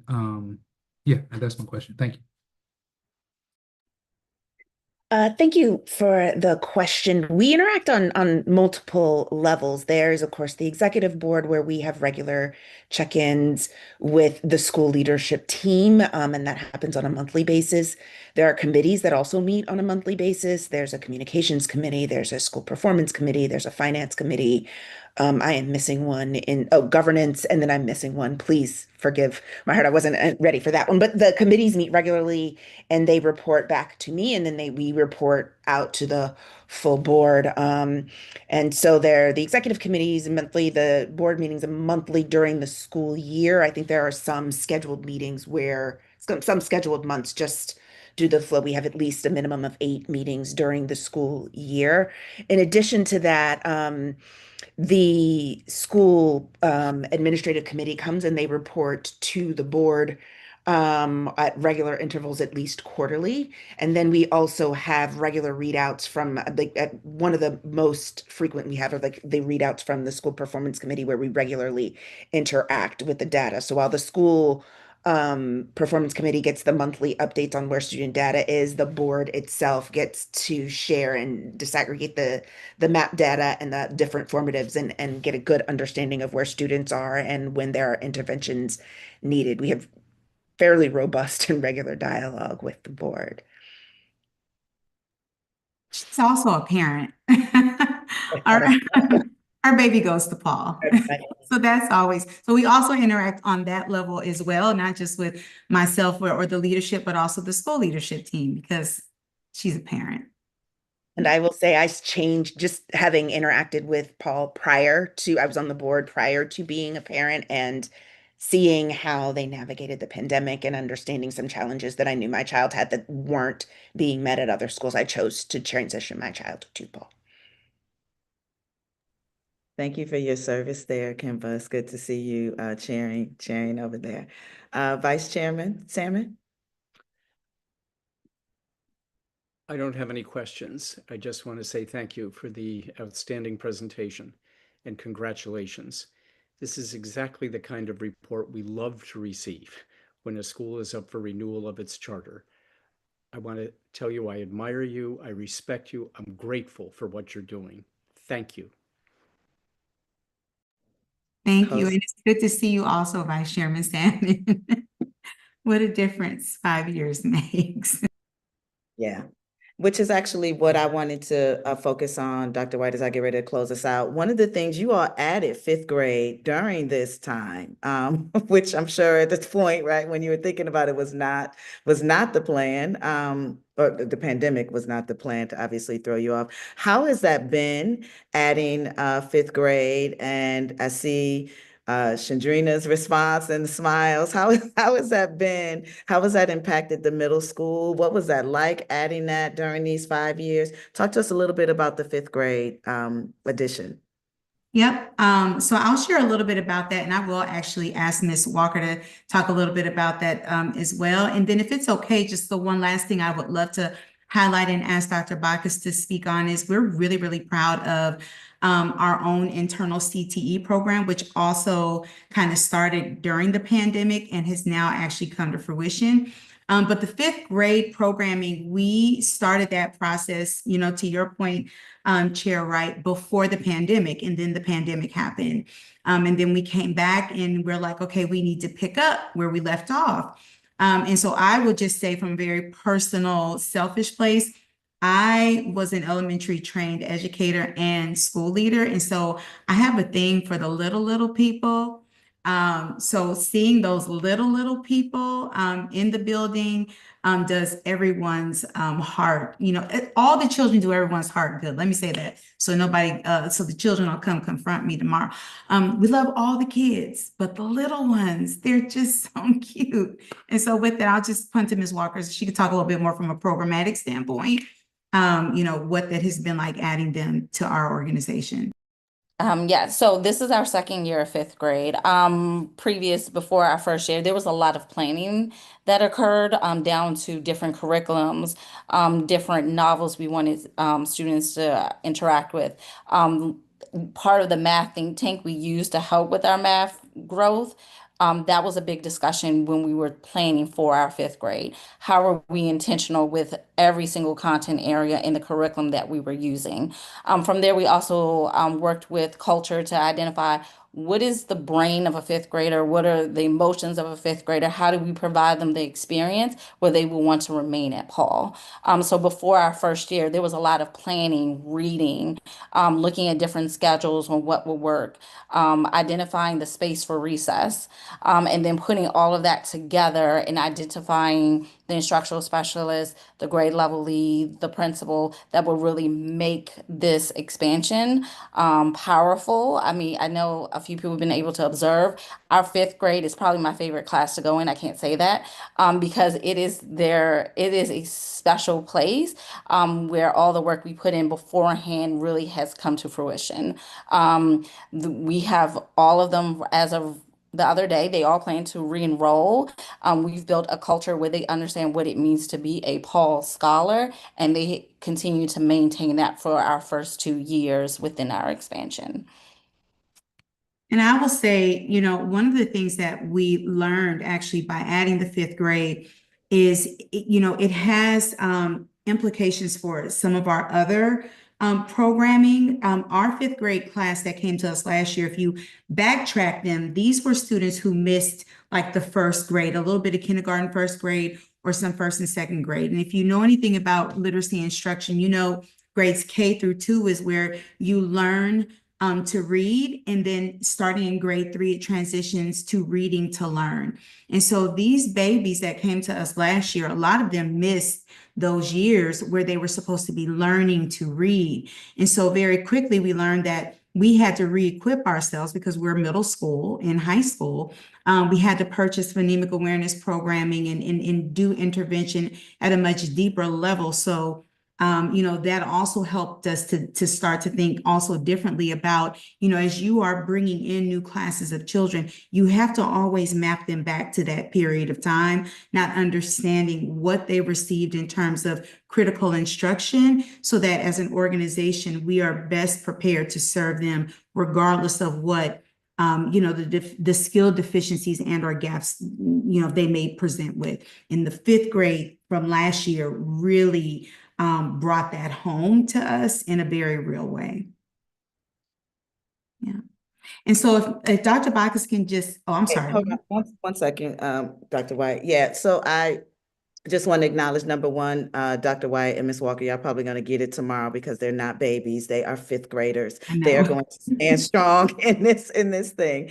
But I thank you for the intentionality that you've spoken about in terms of bringing on those lower grades and what that means. And most importantly, particularly thinking about backwards planning to the COVID years, right? I think that that is one of the things that now needs to be a normal part of all school practices, right? Thinking about where were those students that are coming in, where were they before? Not necessarily, we used to always think about where did you come from? Like what school did you come from? And that gave you some idea of who you were serving. But now it is literally thinking about where they were during this period and what foundational skills they've thought through. So to Board Member Davis's point, for other LEAs that are listening, thinking about what are some of the best practices that you're hearing from your colleagues around ways that they're meeting the needs of our students today, because Paul is an example of a school that very much so had a tumultuous time, literally right before the pandemic, and has truly transformed its way of thinking and being, and used the pandemic as an opportunity to reset. And you see the fruit of that through this review. So Dr. Bacchus, we love to hear about the CTE program. I'm not sure that I knew that that was something that was new during this review period. So we'd love to spend a few minutes to hear about that. Sure. I want to start to talk about our advanced technical education connection to the Advanced Technical Center. Because we were one of the first 5 LEAs to launch this program within our organization. And we currently have the highest enrollment and success rate across the city for all of LEAs that have this engagement with the Advanced Technical Center. And I think it speaks to our focus not only on the significant focus on not only the percentage of scholars who are not only accessing but passing these courses, but it's a reflection of like our commitment to rigor, making sure that equity is in place and that we are looking at post-secondary success very differently than we have in previous years. And I think that this has notably had an impact on our graduation rates and how students are authentically engaging in like this college going culture, and is creating a strong sense of academic self-efficacy, which we think is really, really critical. And I think as a result of some of this work, we are seeing increase, and particularly thinking about some of our maker groups and our first generation college goers, our L, and our economically disadvantaged students. And so we're looking at how we're closing that opportunity gap for students who where college wasn't necessarily at reach for them. And so we use this primarily as a foundation to launch our internal program. So we have 2 trains running within our CTE programming.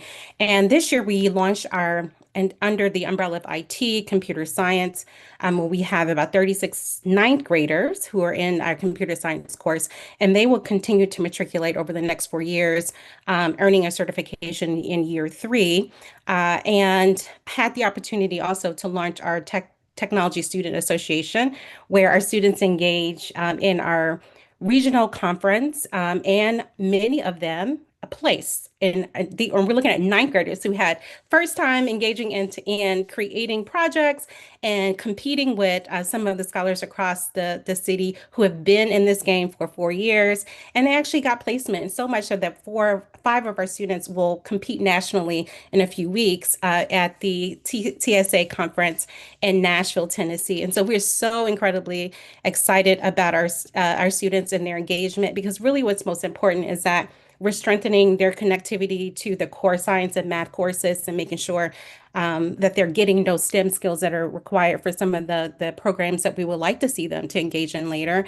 And also connecting them to increased certifications. And so making sure that they understand what those various opportunities on IT job opportunity pursuits are at their reach, and then increasing their awareness in CTE careers and in-school engagement. And so how are they speaking to generations down our pathway to say, like, here are the opportunities for our students.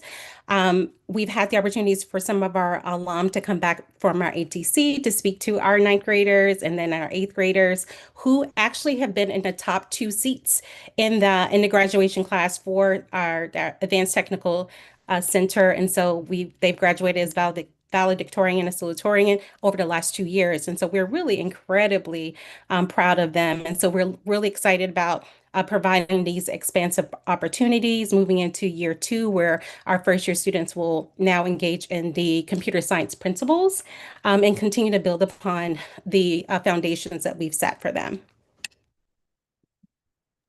Very impressive. You should be very proud of that. That's awesome. Well, unless there are any other additional questions from the board, I will now entertain a motion. Madam Chair, I move to continue the charter of Paul Public Charter School. Second. Second. Right. Secretary Adam Afania, can you call roll? Yes. Chair Wright, Decidedly aye. Vice Chair Sandman, Aye. Treasurer Stanley Beatty, Aye, and congratulations. Board Member Davis, Aye. Board Member Crucy, Congratulations. Aye. and I am an enthusiastic aye. Congratulations. Motion Thank you. passed. Congratulations, Paul Public Charter School, 25 years. Let's go. We will see you up for your 30th in 5 years. Continue to do great things. And thank you all for your service, the amount of years that I've heard served on this. I think, Ms. Yoakum, you were the youngest with 2 years. That's really, really impressive in this day and age. And I say this because it's I mean, you all know right now it's hard to keep people in teaching and in this field. And so just thank you for the hard work you're doing and the fight that you're fighting every single day. Congratulations. You can say more about me being the youngest if you want to. I know that's right. If there was nothing else that I said tonight, Ms. Yoakum, right? That was the best part. Well, congratulations. Thank you. Next, you are more than welcome, guys. Next, Gina will introduce the proposal and recommendation for Capital City PCS. And while she's doing that, I would like Jonah to invite the representatives from the school to provide remarks. Elena Cox, Judge Hiram Pugh Lugo, the board chair, Dr. Nicole Giddings, Emily Rodcast, Wanda Gregory, Dominique Colt, Kendra Macco, and Michelle Pugh. Welcome back, Gina. Thanks, Chair Wright. Capital City Public Charter School is up for its 25-year review. The school educates 1,015 students in grades pre-kindergarten 3 through 12 at 3 campuses located in Ward 4. DCPCSB assessed Capital City Public Charter Schools' charter goals performance using school years 22-23 and 23-24 goal attainment pathways as outlined in DCPCSB's charter goals policy. In school year 22-23, 2 campuses met their charter goals and 1 campus substantially met its charter goals. In school year 23-24, 1 campus substantially met its charter goals and 2 campuses partially met their charter goals. I will summarize each campus's goal attainment. In school year 22-23, the lower school campus fully met the Office of the State Superintendent of Education, or OSSE, accountability system pathway by exceeding the target score of 40%. In school year 23-24, the lower school campus did not fully meet any goal attainment pathway. The campus partially met the transitional goals pathway by exceeding state or sector performance on 2 of 7 transitional goals measures and improving performance from the prior year on an additional 2 measures. The middle school campus did not fully meet any goal attainment pathway in school years 22-23 or 23-24. In school year 22-23, the middle school campus substantially met the transitional goals pathway by exceeding state performance on 2 of 4 measures and improving performance from the prior year on 1 additional measure. In school year 23-24, the middle school campus partially met the transitional goals pathway by exceeding state or sector performance on 2 of 4 measures. In school year 22-23, the high school campus fully met the OSSE accountability system pathway by exceeding the target score of 40%. In school year 23-24, the high school campus did not fully meet any goal attainment pathway. The campus substantially met the transitional goals pathway by exceeding state or sector performance on 9 of 13 measures and improving performance from the prior school year on 1 additional measure. Separate and apart from the school's goal attainment, in December 2024, OSSI identified the middle school campus for targeted support and improvement, or TSI, regarding concerns related to the performance of its students of 2 or more races. TSI designated schools must create and implement a school improvement plan. Capital City Public Charter School broadened the focus of its school improvement plan to cover all 3 campuses. DCPCSB staff determined the school has not committed a material violation of law or of its charter. DCPCSB staff also determined that the school has not engaged in a pattern of non-adherence to generally accepted accounting principles, has not engaged in a pattern of fiscal mismanagement, and is economically viable. Based on these findings, DCPCSB staff recommends that the board vote to continue Capital City Public Charter Schools charter with 2 conditions. I will summarize them now, and you can read them in their entirety in the review report and accompanying proposal. First, DCPCSB staff proposes assessing Capital City Public Charter Schools charter goals policy pathway performance over the coming years and conducting an out-of-cycle charter review if needed prior to the school's scheduled 30-year charter renewal in school year 29-30. Second, DCPCSB staff proposes requiring Capital City Public Charter School to implement its school improvement plan and report on its progress fulfilling the plan in its annual reports. If Capital City Public Charter School does not demonstrate progress fulfilling its school improvement plan, DCPCSB may conduct an out-of-cycle charter review. Capital City Public Charter School representatives are available to speak about the school's performance over the past 5 years and to answer the board's questions. Thank you, Gina. Welcome, Capital City team. Good evening, Ms. Cox. How are you? It's good to see you. If you could go ahead and introduce your team, let us know who we have here, however way you want to do it, and then we'll turn it over to you for your opening statement. Okay, thank you. I am Lena Cox. I am the head of school, coming up on the end of my 2nd year in this role, but I have been at Capital City for 13 years. And I want to introduce Emily Rodegast. Hello, my name is Emily Rodegast. I'm the Chief Operating Officer at Capital City, and I've been here for 12 years, and I'm also the parent to a pre-K3 student. Dr. Nicole Gittens. Good evening, everyone. My name is Dr. Nicole Gittens. I'm Chief Academic Officer, and I'm coming up on the end of my 1st year with Capital City. Wanda Gregory. Good evening. My name is Wanda Gregory. I am the Chief Inclusion Officer for Capital City, and I am coming up on my 22nd year at Capital City. Dominique Coote. Good evening, everyone. My name is Dominique Coote. I'm the Director of School Quality, and I have just finished my 10th school year at Capital City. Michelle Pugh. Good evening. My name is Michelle Pugh, and I am completing my 6th year at Capital City. Kendra Macko. Good evening, everyone. I am the high school principal, finishing up my 1st year in that role, but I've been a member of the Capital City community for 12 years. And I think you missed Michelle. Michelle, what's your role? I am the lower school principal. Thank you. Yeah. And I don't see Hiram Puig Lugo, but he was on, but I don't know if he was elevated to panelist, but he is our board chair and might be trying to get on. Okay, so we'll have Jonah, if you hear that, if you could go ahead and work to try to get their board chair on. And then while they do that, Lane, you can go ahead and get started. Okay. Yep. So good evening, Chair Wright, Dr. Walker Davis, board members, and staff. Thank you for giving us time to share more about the work we've been doing. Capital City strives to be a systemically anti-racist community that prides itself in setting a high bar for the academic and social emotional outcomes of its students, a place of rigor, joy, and belonging. We are so proud to represent our community and our instructional model.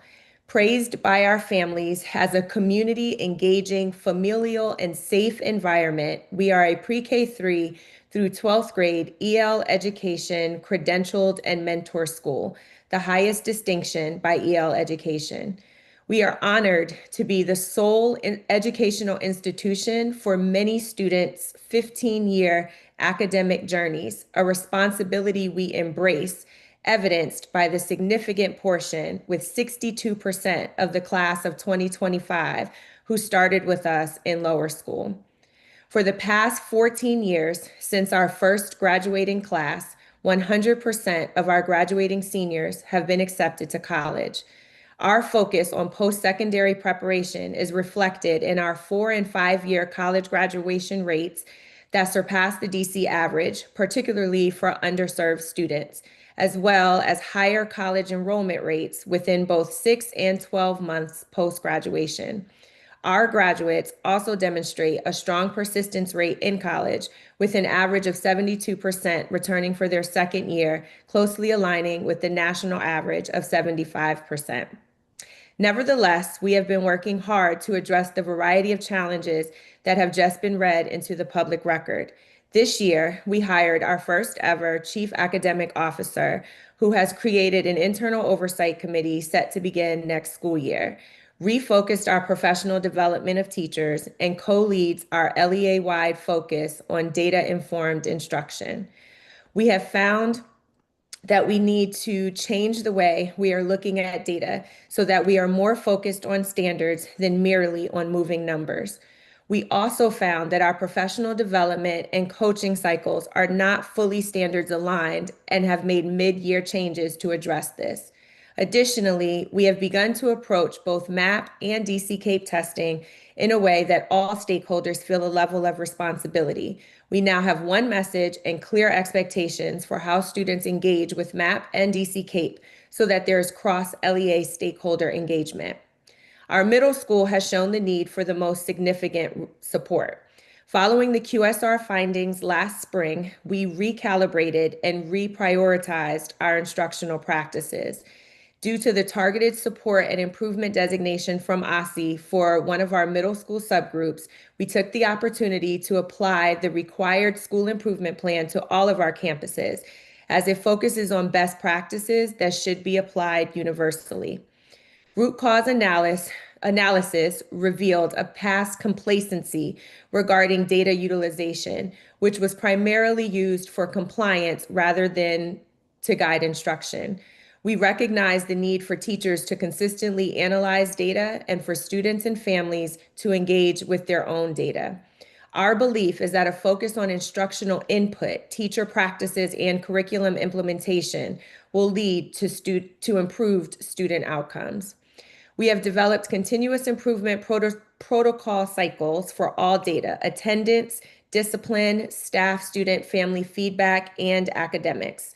We reached a tipping point where we were seeing some growth, but not seeing the acceleration of growth happen at the rate we wanted and the rate our students deserve. And that is simply not okay.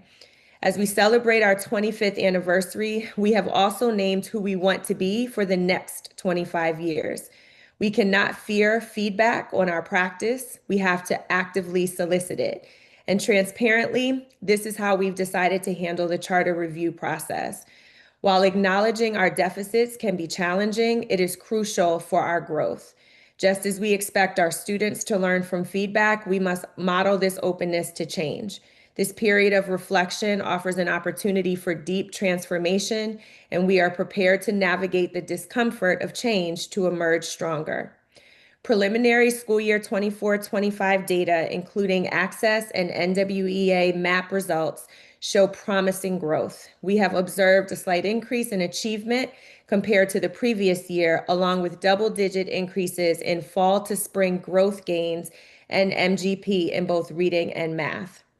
Our theme for this 25th anniversary year has been Palante, meaning onward and to keep going. There is no better way for us to own this charge than to honor our strengths while also recognizing and calling out our major areas for improvement.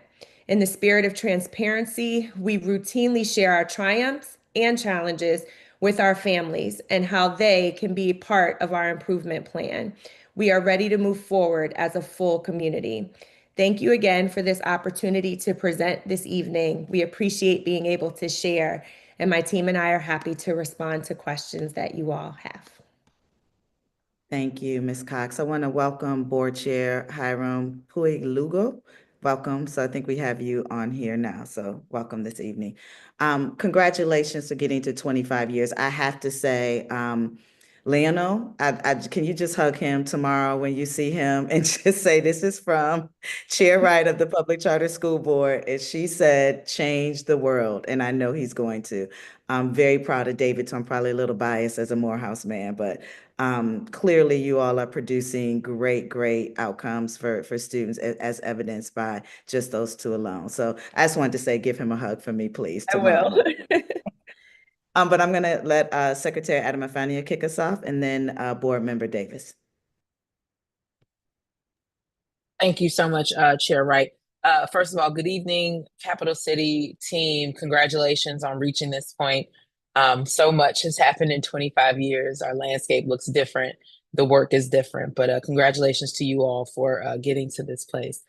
Secondly, I want to say thank you, Ms. Cox, for your opening remarks and just the acknowledgement of both the work that you all have done to get to this moment, but just the embracing of feedback and recognizing that there is a bit more to go and you all are prepared and ready to do it. I want to say kudos. It's not easy to name that publicly. And so I want to thank you all for doing that. And so in the spirit of that, would love for you to sort of, if you could, just dig in a bit more around the accomplishments that you're most proud of over the last 5 years, but then also dig in a bit more about sort of the areas of growth, the weaknesses, if you will, that you're going to focus on addressing over the next 5 years. So, I can talk for hours about both, but about our accomplishments. I mean, our students and our alumni are our true pride and joy. And you heard a sampling of that with David and with Leonel. And, like I said in the opening narrative, it is a heavy responsibility, but one that we take extremely seriously to possibly be the only educational institution that our students attend starting at age 3. And so getting to watch them grow as students is amazing. And then watching them grow past post-secondary, watching them come back and become teachers. So we have alumni who are on our teaching staff, watching them come back and become parents. We have alumni who now have students at Capital City. So the intergenerational kind of connection and relationship that we have with our community is huge. Watching our students truly become advocates and their ways in which they present their learning.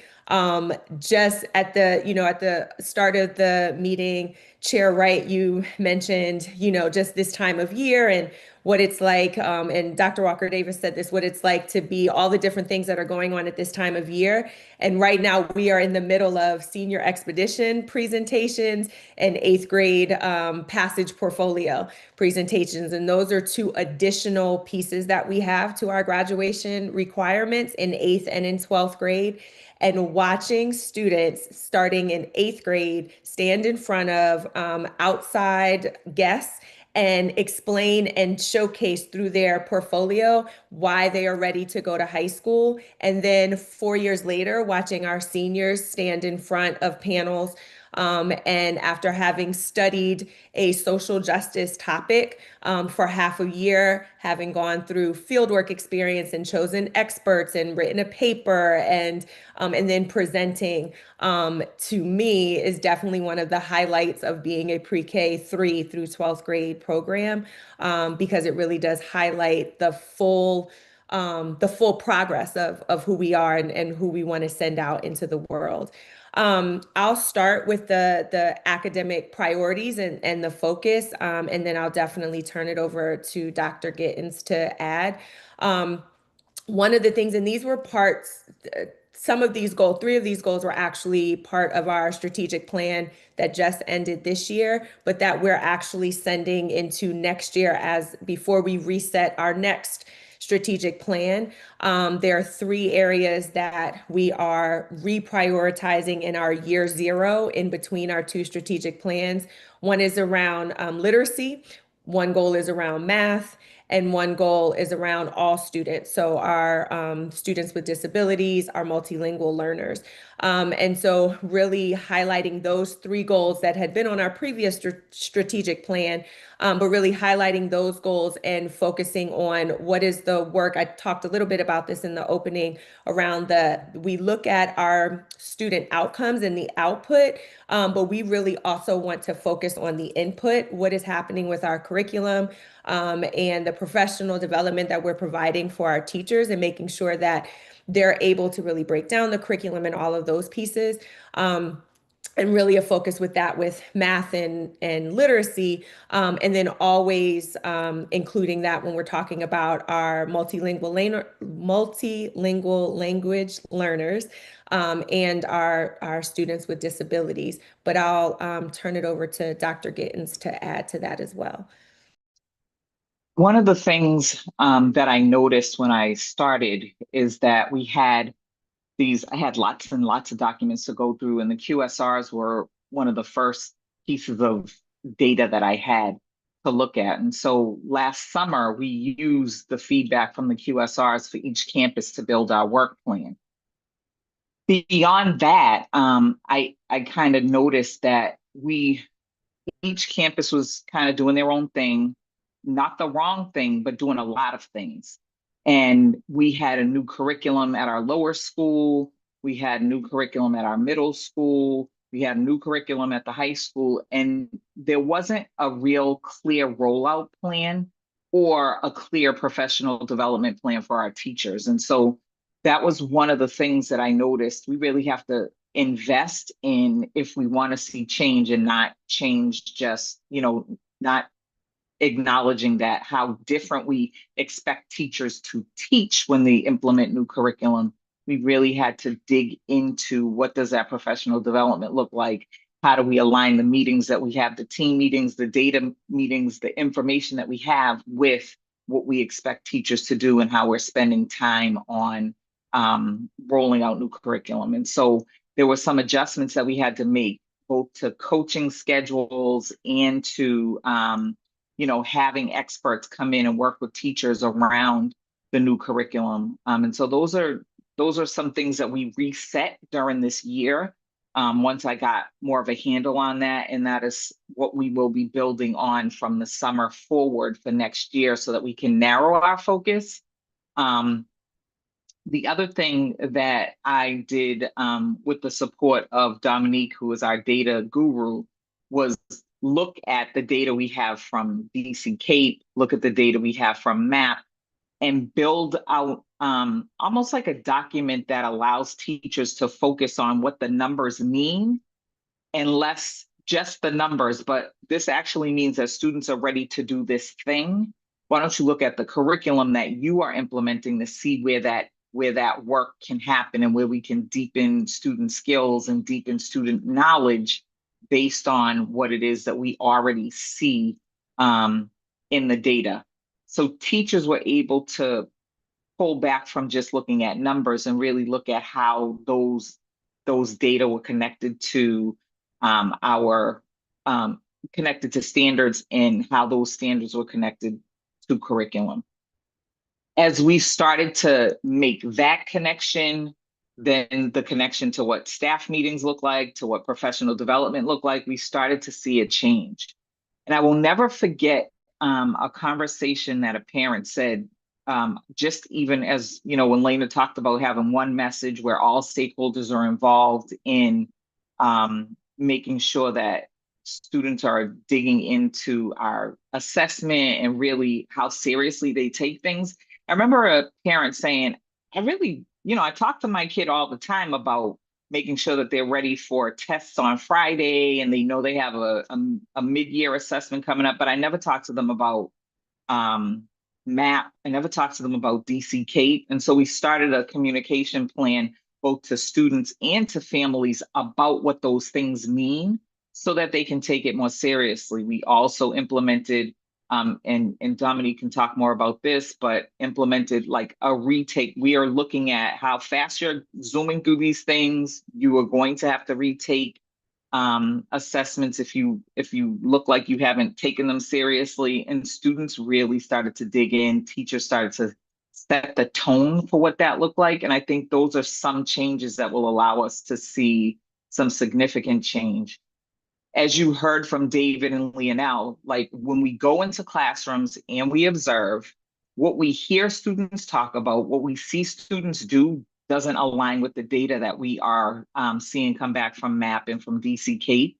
And so we're really trying to figure out, we're at the precipice of figuring out why is it that our students speak and interact and work the way that they do, but they're not necessarily showing that on assessments, and how can we make that change? And so those are some of the big picture things that we're working on, and we'll continue to work on into the future. Thank you. I think board members, Treasurer Stanley Beatty, you had a follow-up question to this before I turn to Chair Wright, thank you for that. So Ms. Gittens, I appreciate towards the end, you started to get at where I was going to go with my questions as it relates to the academics, because essentially you guys have declined year over year in terms of your charter school performance. And specifically as it relates to like your ELA and your math proficiency. So I heard you say commentary about sort of utilizing data and how it seems to you, and I don't want to quote you, I'll paraphrase you, but it seems to you that what you're hearing from the students is not then what's showing up in the testing. So then help me understand, what is your plan? I mean, have you adopted new curriculum? Are you looking at adopting new curriculum? I've heard like example from other LEAs where they talk about sort of these micro skills, where we're talking about fundamental skills in places where you've identified that your learners have gaps. What is the plan? And maybe I'm just not hearing the connection to what are you Sure. do other than review data? So we went beyond reviewing data. So let me just say to you, as we presented every grade level team with, here's what the data means. These are the standards that students aren't performing on. Now you need to look at the curriculum that you're using, find the standard, and teach to the standard, not to the test, but to the standard. Because there are so many choices that teachers make every day in every classroom. And if you're not making the choice that's aligned to the standard that students are showing they need support on, it's really easy to dig into things that feel good or students are interested in or you're interested in without digging into the data. And so when I say we looked at the data, we took away the focus on the number and transitioned that into what standard, and then teachers are making the connection between the standard and their curriculum and teaching to the standard through the curriculum. Very intentional move that I think removed just this, like we have this percentage of students performing here, we need to move this percentage of students to this place, but like, what does that mean in the day-to-day classroom? And so that is a place that teachers dug into, are doing in classrooms, are focused on in our professional learning and team meetings. That's the work that's happening. We did adopt new curriculum. So our middle school has had illustrative math curriculum for a few years now. Our lower school adopted it this year so that we have more of a seamless move between campuses. Our high school has taken on a new 9th grade ELA curriculum so that students have more opportunities to read read and write, especially to non-fictional work where our data is showing us like our students really need to dig into nonfiction. And our lower school has had the EL literacy curriculum for many years, and our middle school is I think we might be on year 2 of implementation. So again, looking for a way to vertically align what we have. We are in one building. We have, the opportunity to really work together in ways that many LEAs do not. And so we are trying to take advantage of that. And are you finding success with that? When you started to make that change in the 23-24 school year, or when did you? No. We started to make that change in the 24-25 school year. Okay. And are you finding success with it? I think Dominique can talk to some of the things that we're seeing since we've made some of these shifts. Sure, I'd be happy to. So we have some preliminary data from our spring map testing, and we're very pleased to see that there has been strong we are seeing achievement and growth that outpaces where we were in school year 23-24. So I think between some of the implementations that Nicole has made since she started this year and the work that we've been doing since Lena took over as head of school to build a data-informed culture and really have teachers and students digging into their test scores. We've been setting growth goals after each administration and celebrating that growth with students.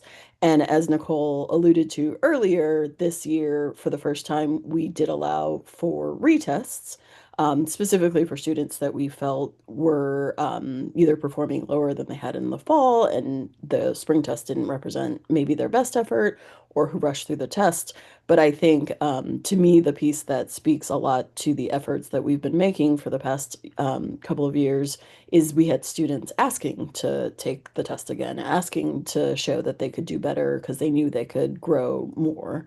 And so that has really shown up in the results that we're seeing across the LEA and at each individual campus. And again, unvalidated data, but I'm happy to say we're seeing some growth percentiles above 50, some above 60, and for across student groups and across grades. Thank you. Board Member Davis. Thank you, Chair Wright. Ms. Cox, I just want to say thank you for your opening statement. I appreciate your transparency, and it's my belief that these conversations are very informative, not just for the board, but for the sector in general. So I wanted to start with a quote, and then I'm going to end with my comments with a quote. But there's going to be a question in there, so please listen carefully. So one of my favorite quotes is, "Until the pain of being the same is greater than the pain of change, you won't." I'll say it again. Until the pain of being the same is greater than the pain of change, you won't. Right? And so that quote came to my mind because you talked about, taking this role and noticing that there was some misalignment between what was happening in the classroom and coaching expectations. You talked about recalibrating instruction, recalibrating coaching plans. You talked about doing a root cause analysis to kind of identify what's going on, and really providing development on how to use data to inform instruction and instructional moves. I really liked your quote about not fearing feedback, because it's the feedback that really counts. It's the feedback that helps us to grow. Sometimes it's warm and fuzzy, and sometimes it's challenging. You also talked about the move from just looking at like a number. Okay, the child is 79%, so we're good, versus looking at skills and dispositions, right? Because if the student has the skills and the dispositions that the standard requires, we don't have to worry about the score, because if they have the skills, they can read the text, or they can look at the math problem and they can perform well. Right? So that's a really critical move. My question has to do with, you like, because my original question had to do with like, what is the reason why things have changed? What is the reason for this decline? And it's clear to me that there were some structural things that needed to be adjusted. Many of you have been at the school for many years. So my question is, what were the indicators that let you know something was awry, right? Because to me, that's the big question, right? Like, because you're in this role now, Ms. Cox, and the longer you stay in the role, things will become invisible to you because you're trying to implement this new plan, right? So what are the indicators? What systems are you putting in place to help you to remind you that, hey, I have to listen so that we don't find ourselves in this situation again? Does that question make sense? Okay, and that's the question. Here's my final quote. All that you touch, you change. All that you change changes you. The only lasting truth is change, by Octavia Butler, one of my favorite authors. Thank you.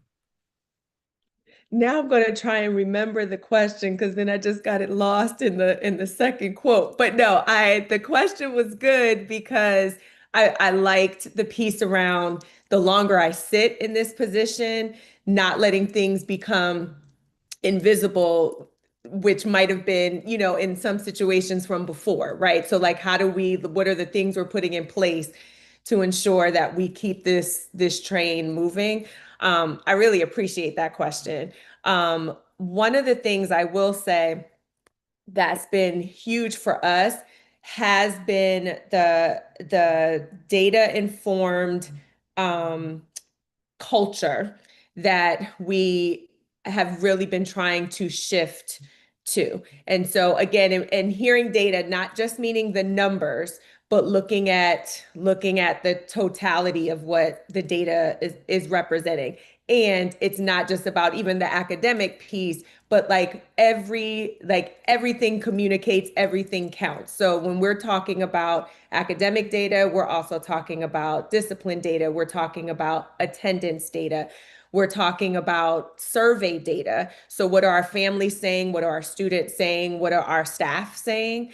And so the continuous improvement protocols and the cycles that we've been taking, that is a system that we have every intention of maintaining and getting and making stronger. But that new system that took a lot of learning and kind of front loaded work that takes the time to like build the muscle to be able to do that. And so that's an example of how issues can't become invisible because we're trying to build it as a behavior and just something that's just an automatic that we're doing. So that's one of the big things. The other piece, and Dr. Gittens has led us through a lot of this alongside the principals and our instructional coaches on our campuses, has really been about digging into the curriculum. So the question was asked about like, well, when did the curriculum happen? And like, have we been making any changes with the curriculum and all of that? With implementation of curriculum, there was a critical piece that was missing around the truly understanding the curriculum, the teachers, the staff members understanding the curriculum and being able to break it down in the chunks that need to happen to then be able to turn that into a lesson plan. And so while curriculum might have been adopted, it wasn't implemented with the efficacy that it should have been. And that was kind of the pause and the reset that we had to do.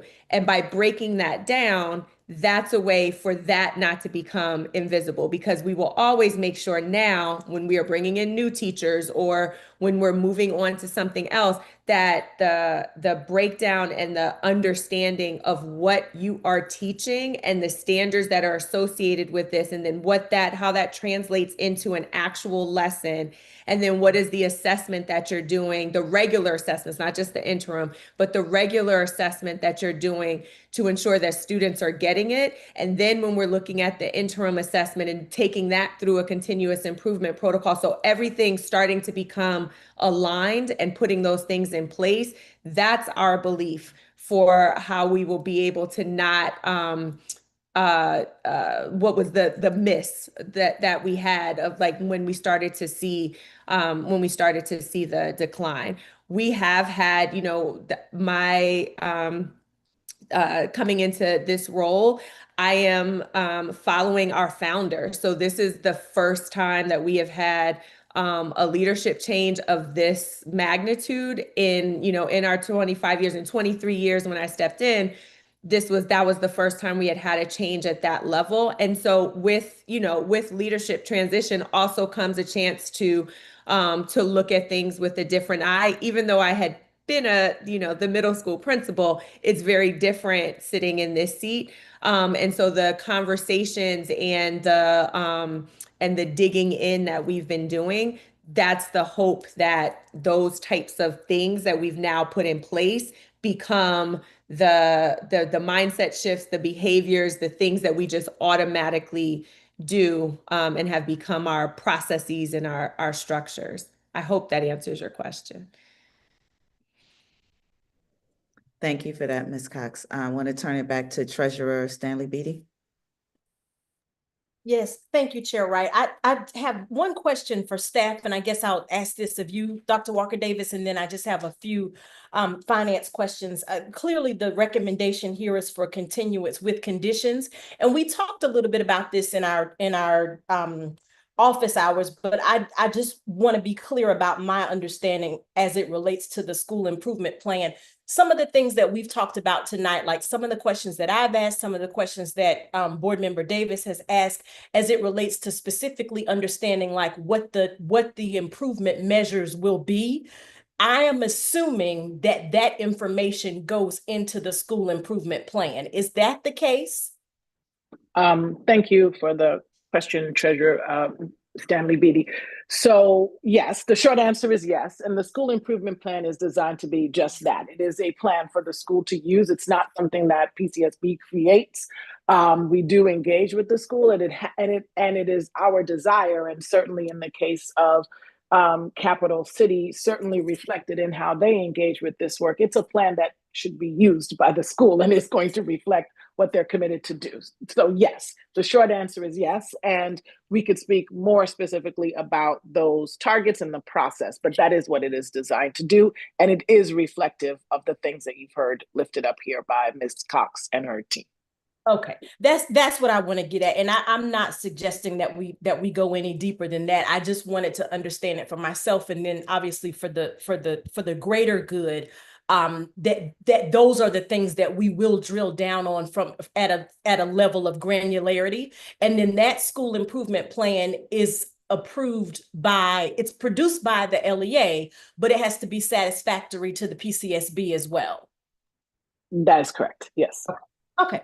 All right. And so then my next few questions, Ms. Cook, are for you as it relates to finance, and it's just a couple.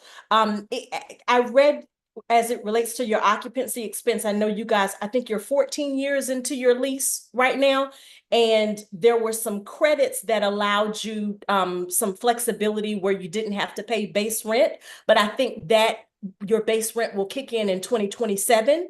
Are you all, is that correct? So I'm nodding to say thank you for your question, and I'm going to turn it over to my COO. Fair enough. Hi, how are you? That's a great question.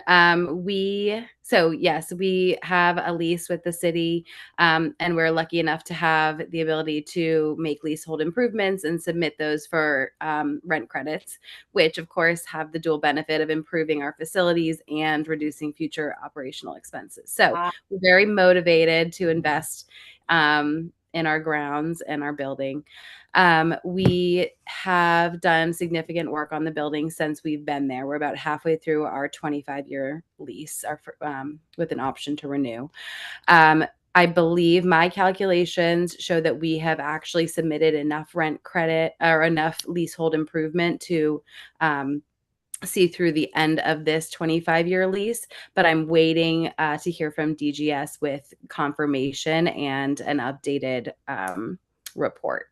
Okay, you actually got to my question probably without even knowing it, unless you're clairvoyant. The piece that I was missing is that your lease was with the city. I didn't understand that. Yes. So that's how you're getting the lease credit towards, or the credit towards your leasehold improvement. That was the piece that I was missing. Thank you for that.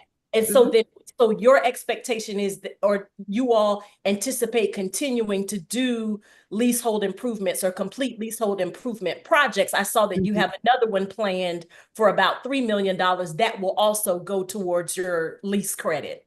Exactly. We've identified a number of projects for the upcoming years that will help offset operation costs doubly, in that they're investing in, the maintenance, like long-term maintenance of our building, like replacing the roof, and things that will also improve our program, like updated athletic spaces and a new playground.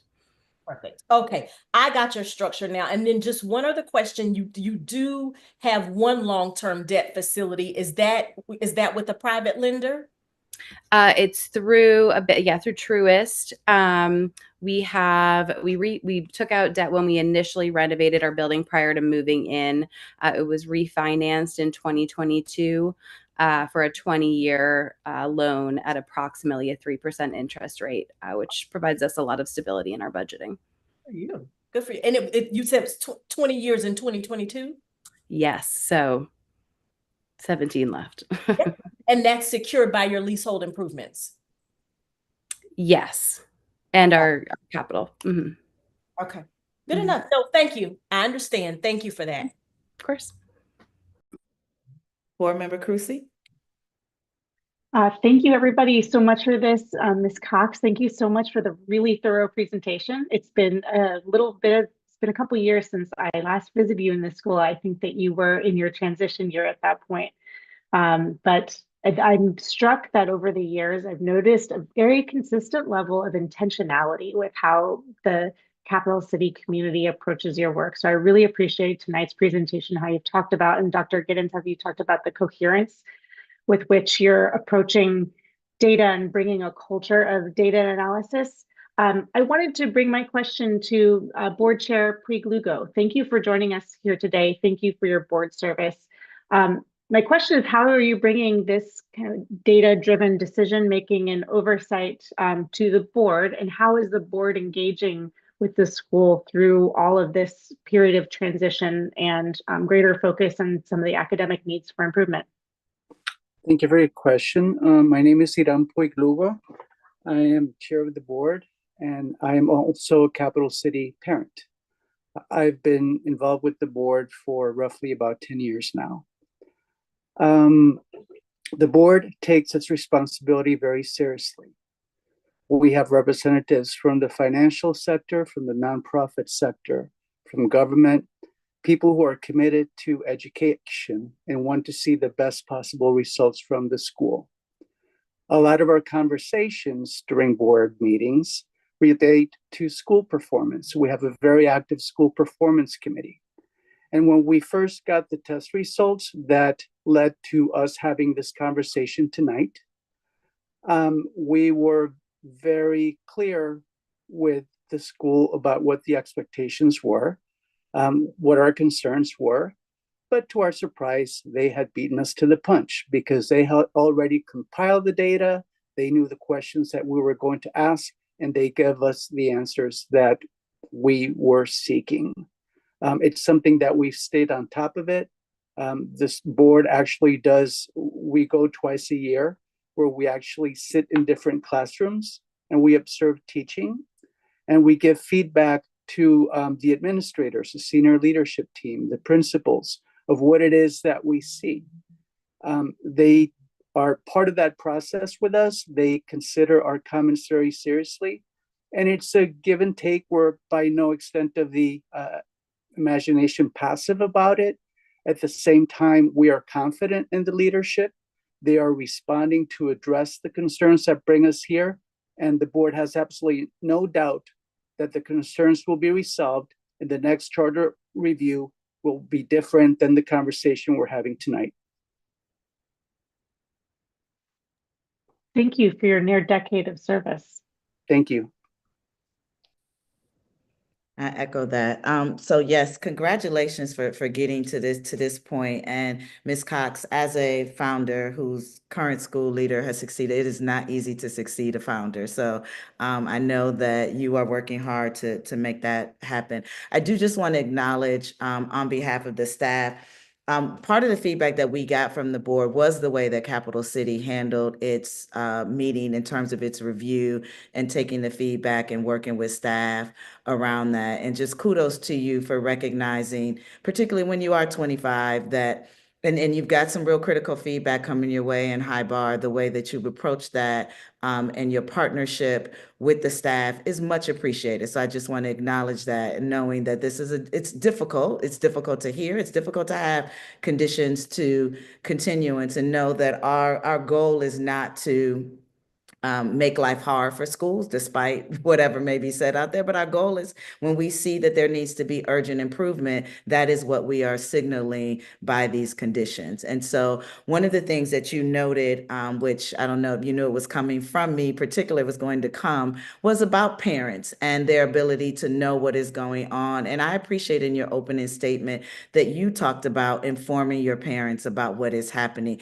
not so that it can be this kind of penalty like, oh, we're in trouble, but so that they can be partners with you in the work. And you name that from the beginning. And I think the more we look at our parents as partners, our families as ways to help us get better, they have their children. They know their children. They know what's going to take them to come to school. They know what it's going to take to motivate them, to get them started. And you can't do this work without your families. And so I appreciate the perspective of our families need to know, we need to be in conversation with them, and they need to understand what is happening so that they can partner with us.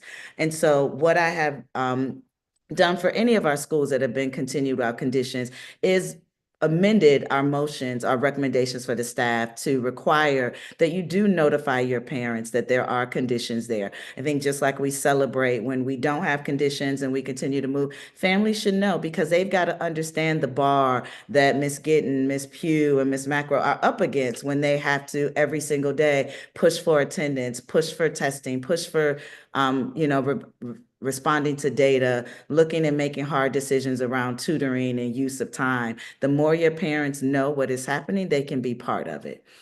So I do want to just note that in addition to this continuance, the conditions recommended by staff, I will also be recommending that you or amending that motion to note that you do require parents to, that you do require to notify your parents that there are conditions so that they can be partners with you.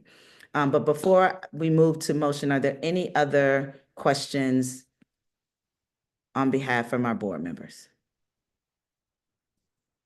All right, seeing none, colleagues, I move to continue the charter of Capital City Public Charter School with the conditions proposed by staff, with the addition of the following condition. Capital City PCS must inform its families of conditions 1 and 2 using a template provided by DC PCSB by June 30th, 2025. Is there a second? Second. Any discussion before we vote on that amended motion? Seeing none, Secretary Adama-Fania, can you call roll? Yes. Chair Wright? Aye. Vice Chairman Sandman? Aye. Treasurer Stanley Beatty? Aye. Board Member Davis? Aye. Board Member Crucy? Aye. All right, the And motion. I am an aye chair. I'm sorry, Secretary Adama-Fania, thank you. The motion passes. Congratulations on your continuance. Congratulations on the reflection that you all have been doing as a team. We look forward to seeing you here for your 30th with a strong outright continuance for, I should stop because it's really late. So congratulations. Thank you for being here this evening, you all. Thank you. Have a good evening. You too. Thank you. Thanks. All right. Moving on, is there any new business? All right. Seeing none, colleagues, I will now entertain a motion to adjourn. I move to adjourn the June 2nd, 2025 board meeting. Second. All right, Secretary, can you call roll, please? Chair Wright, Aye. Vice Chair Sandman, Aye. Treasurer Stanley Beatty, Aye. Board Member Davis, Aye. Board Member Crucy, Aye.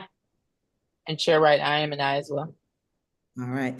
Thank you all for this evening. Thank you for the grace, fellow board members. Appreciate you all in public. We look forward to seeing you all on June 23rd at 5 p.m. for our next meeting. All right. Thank you, Walker Davis and staff. You all have a good evening. Bye-bye. Good night. Night.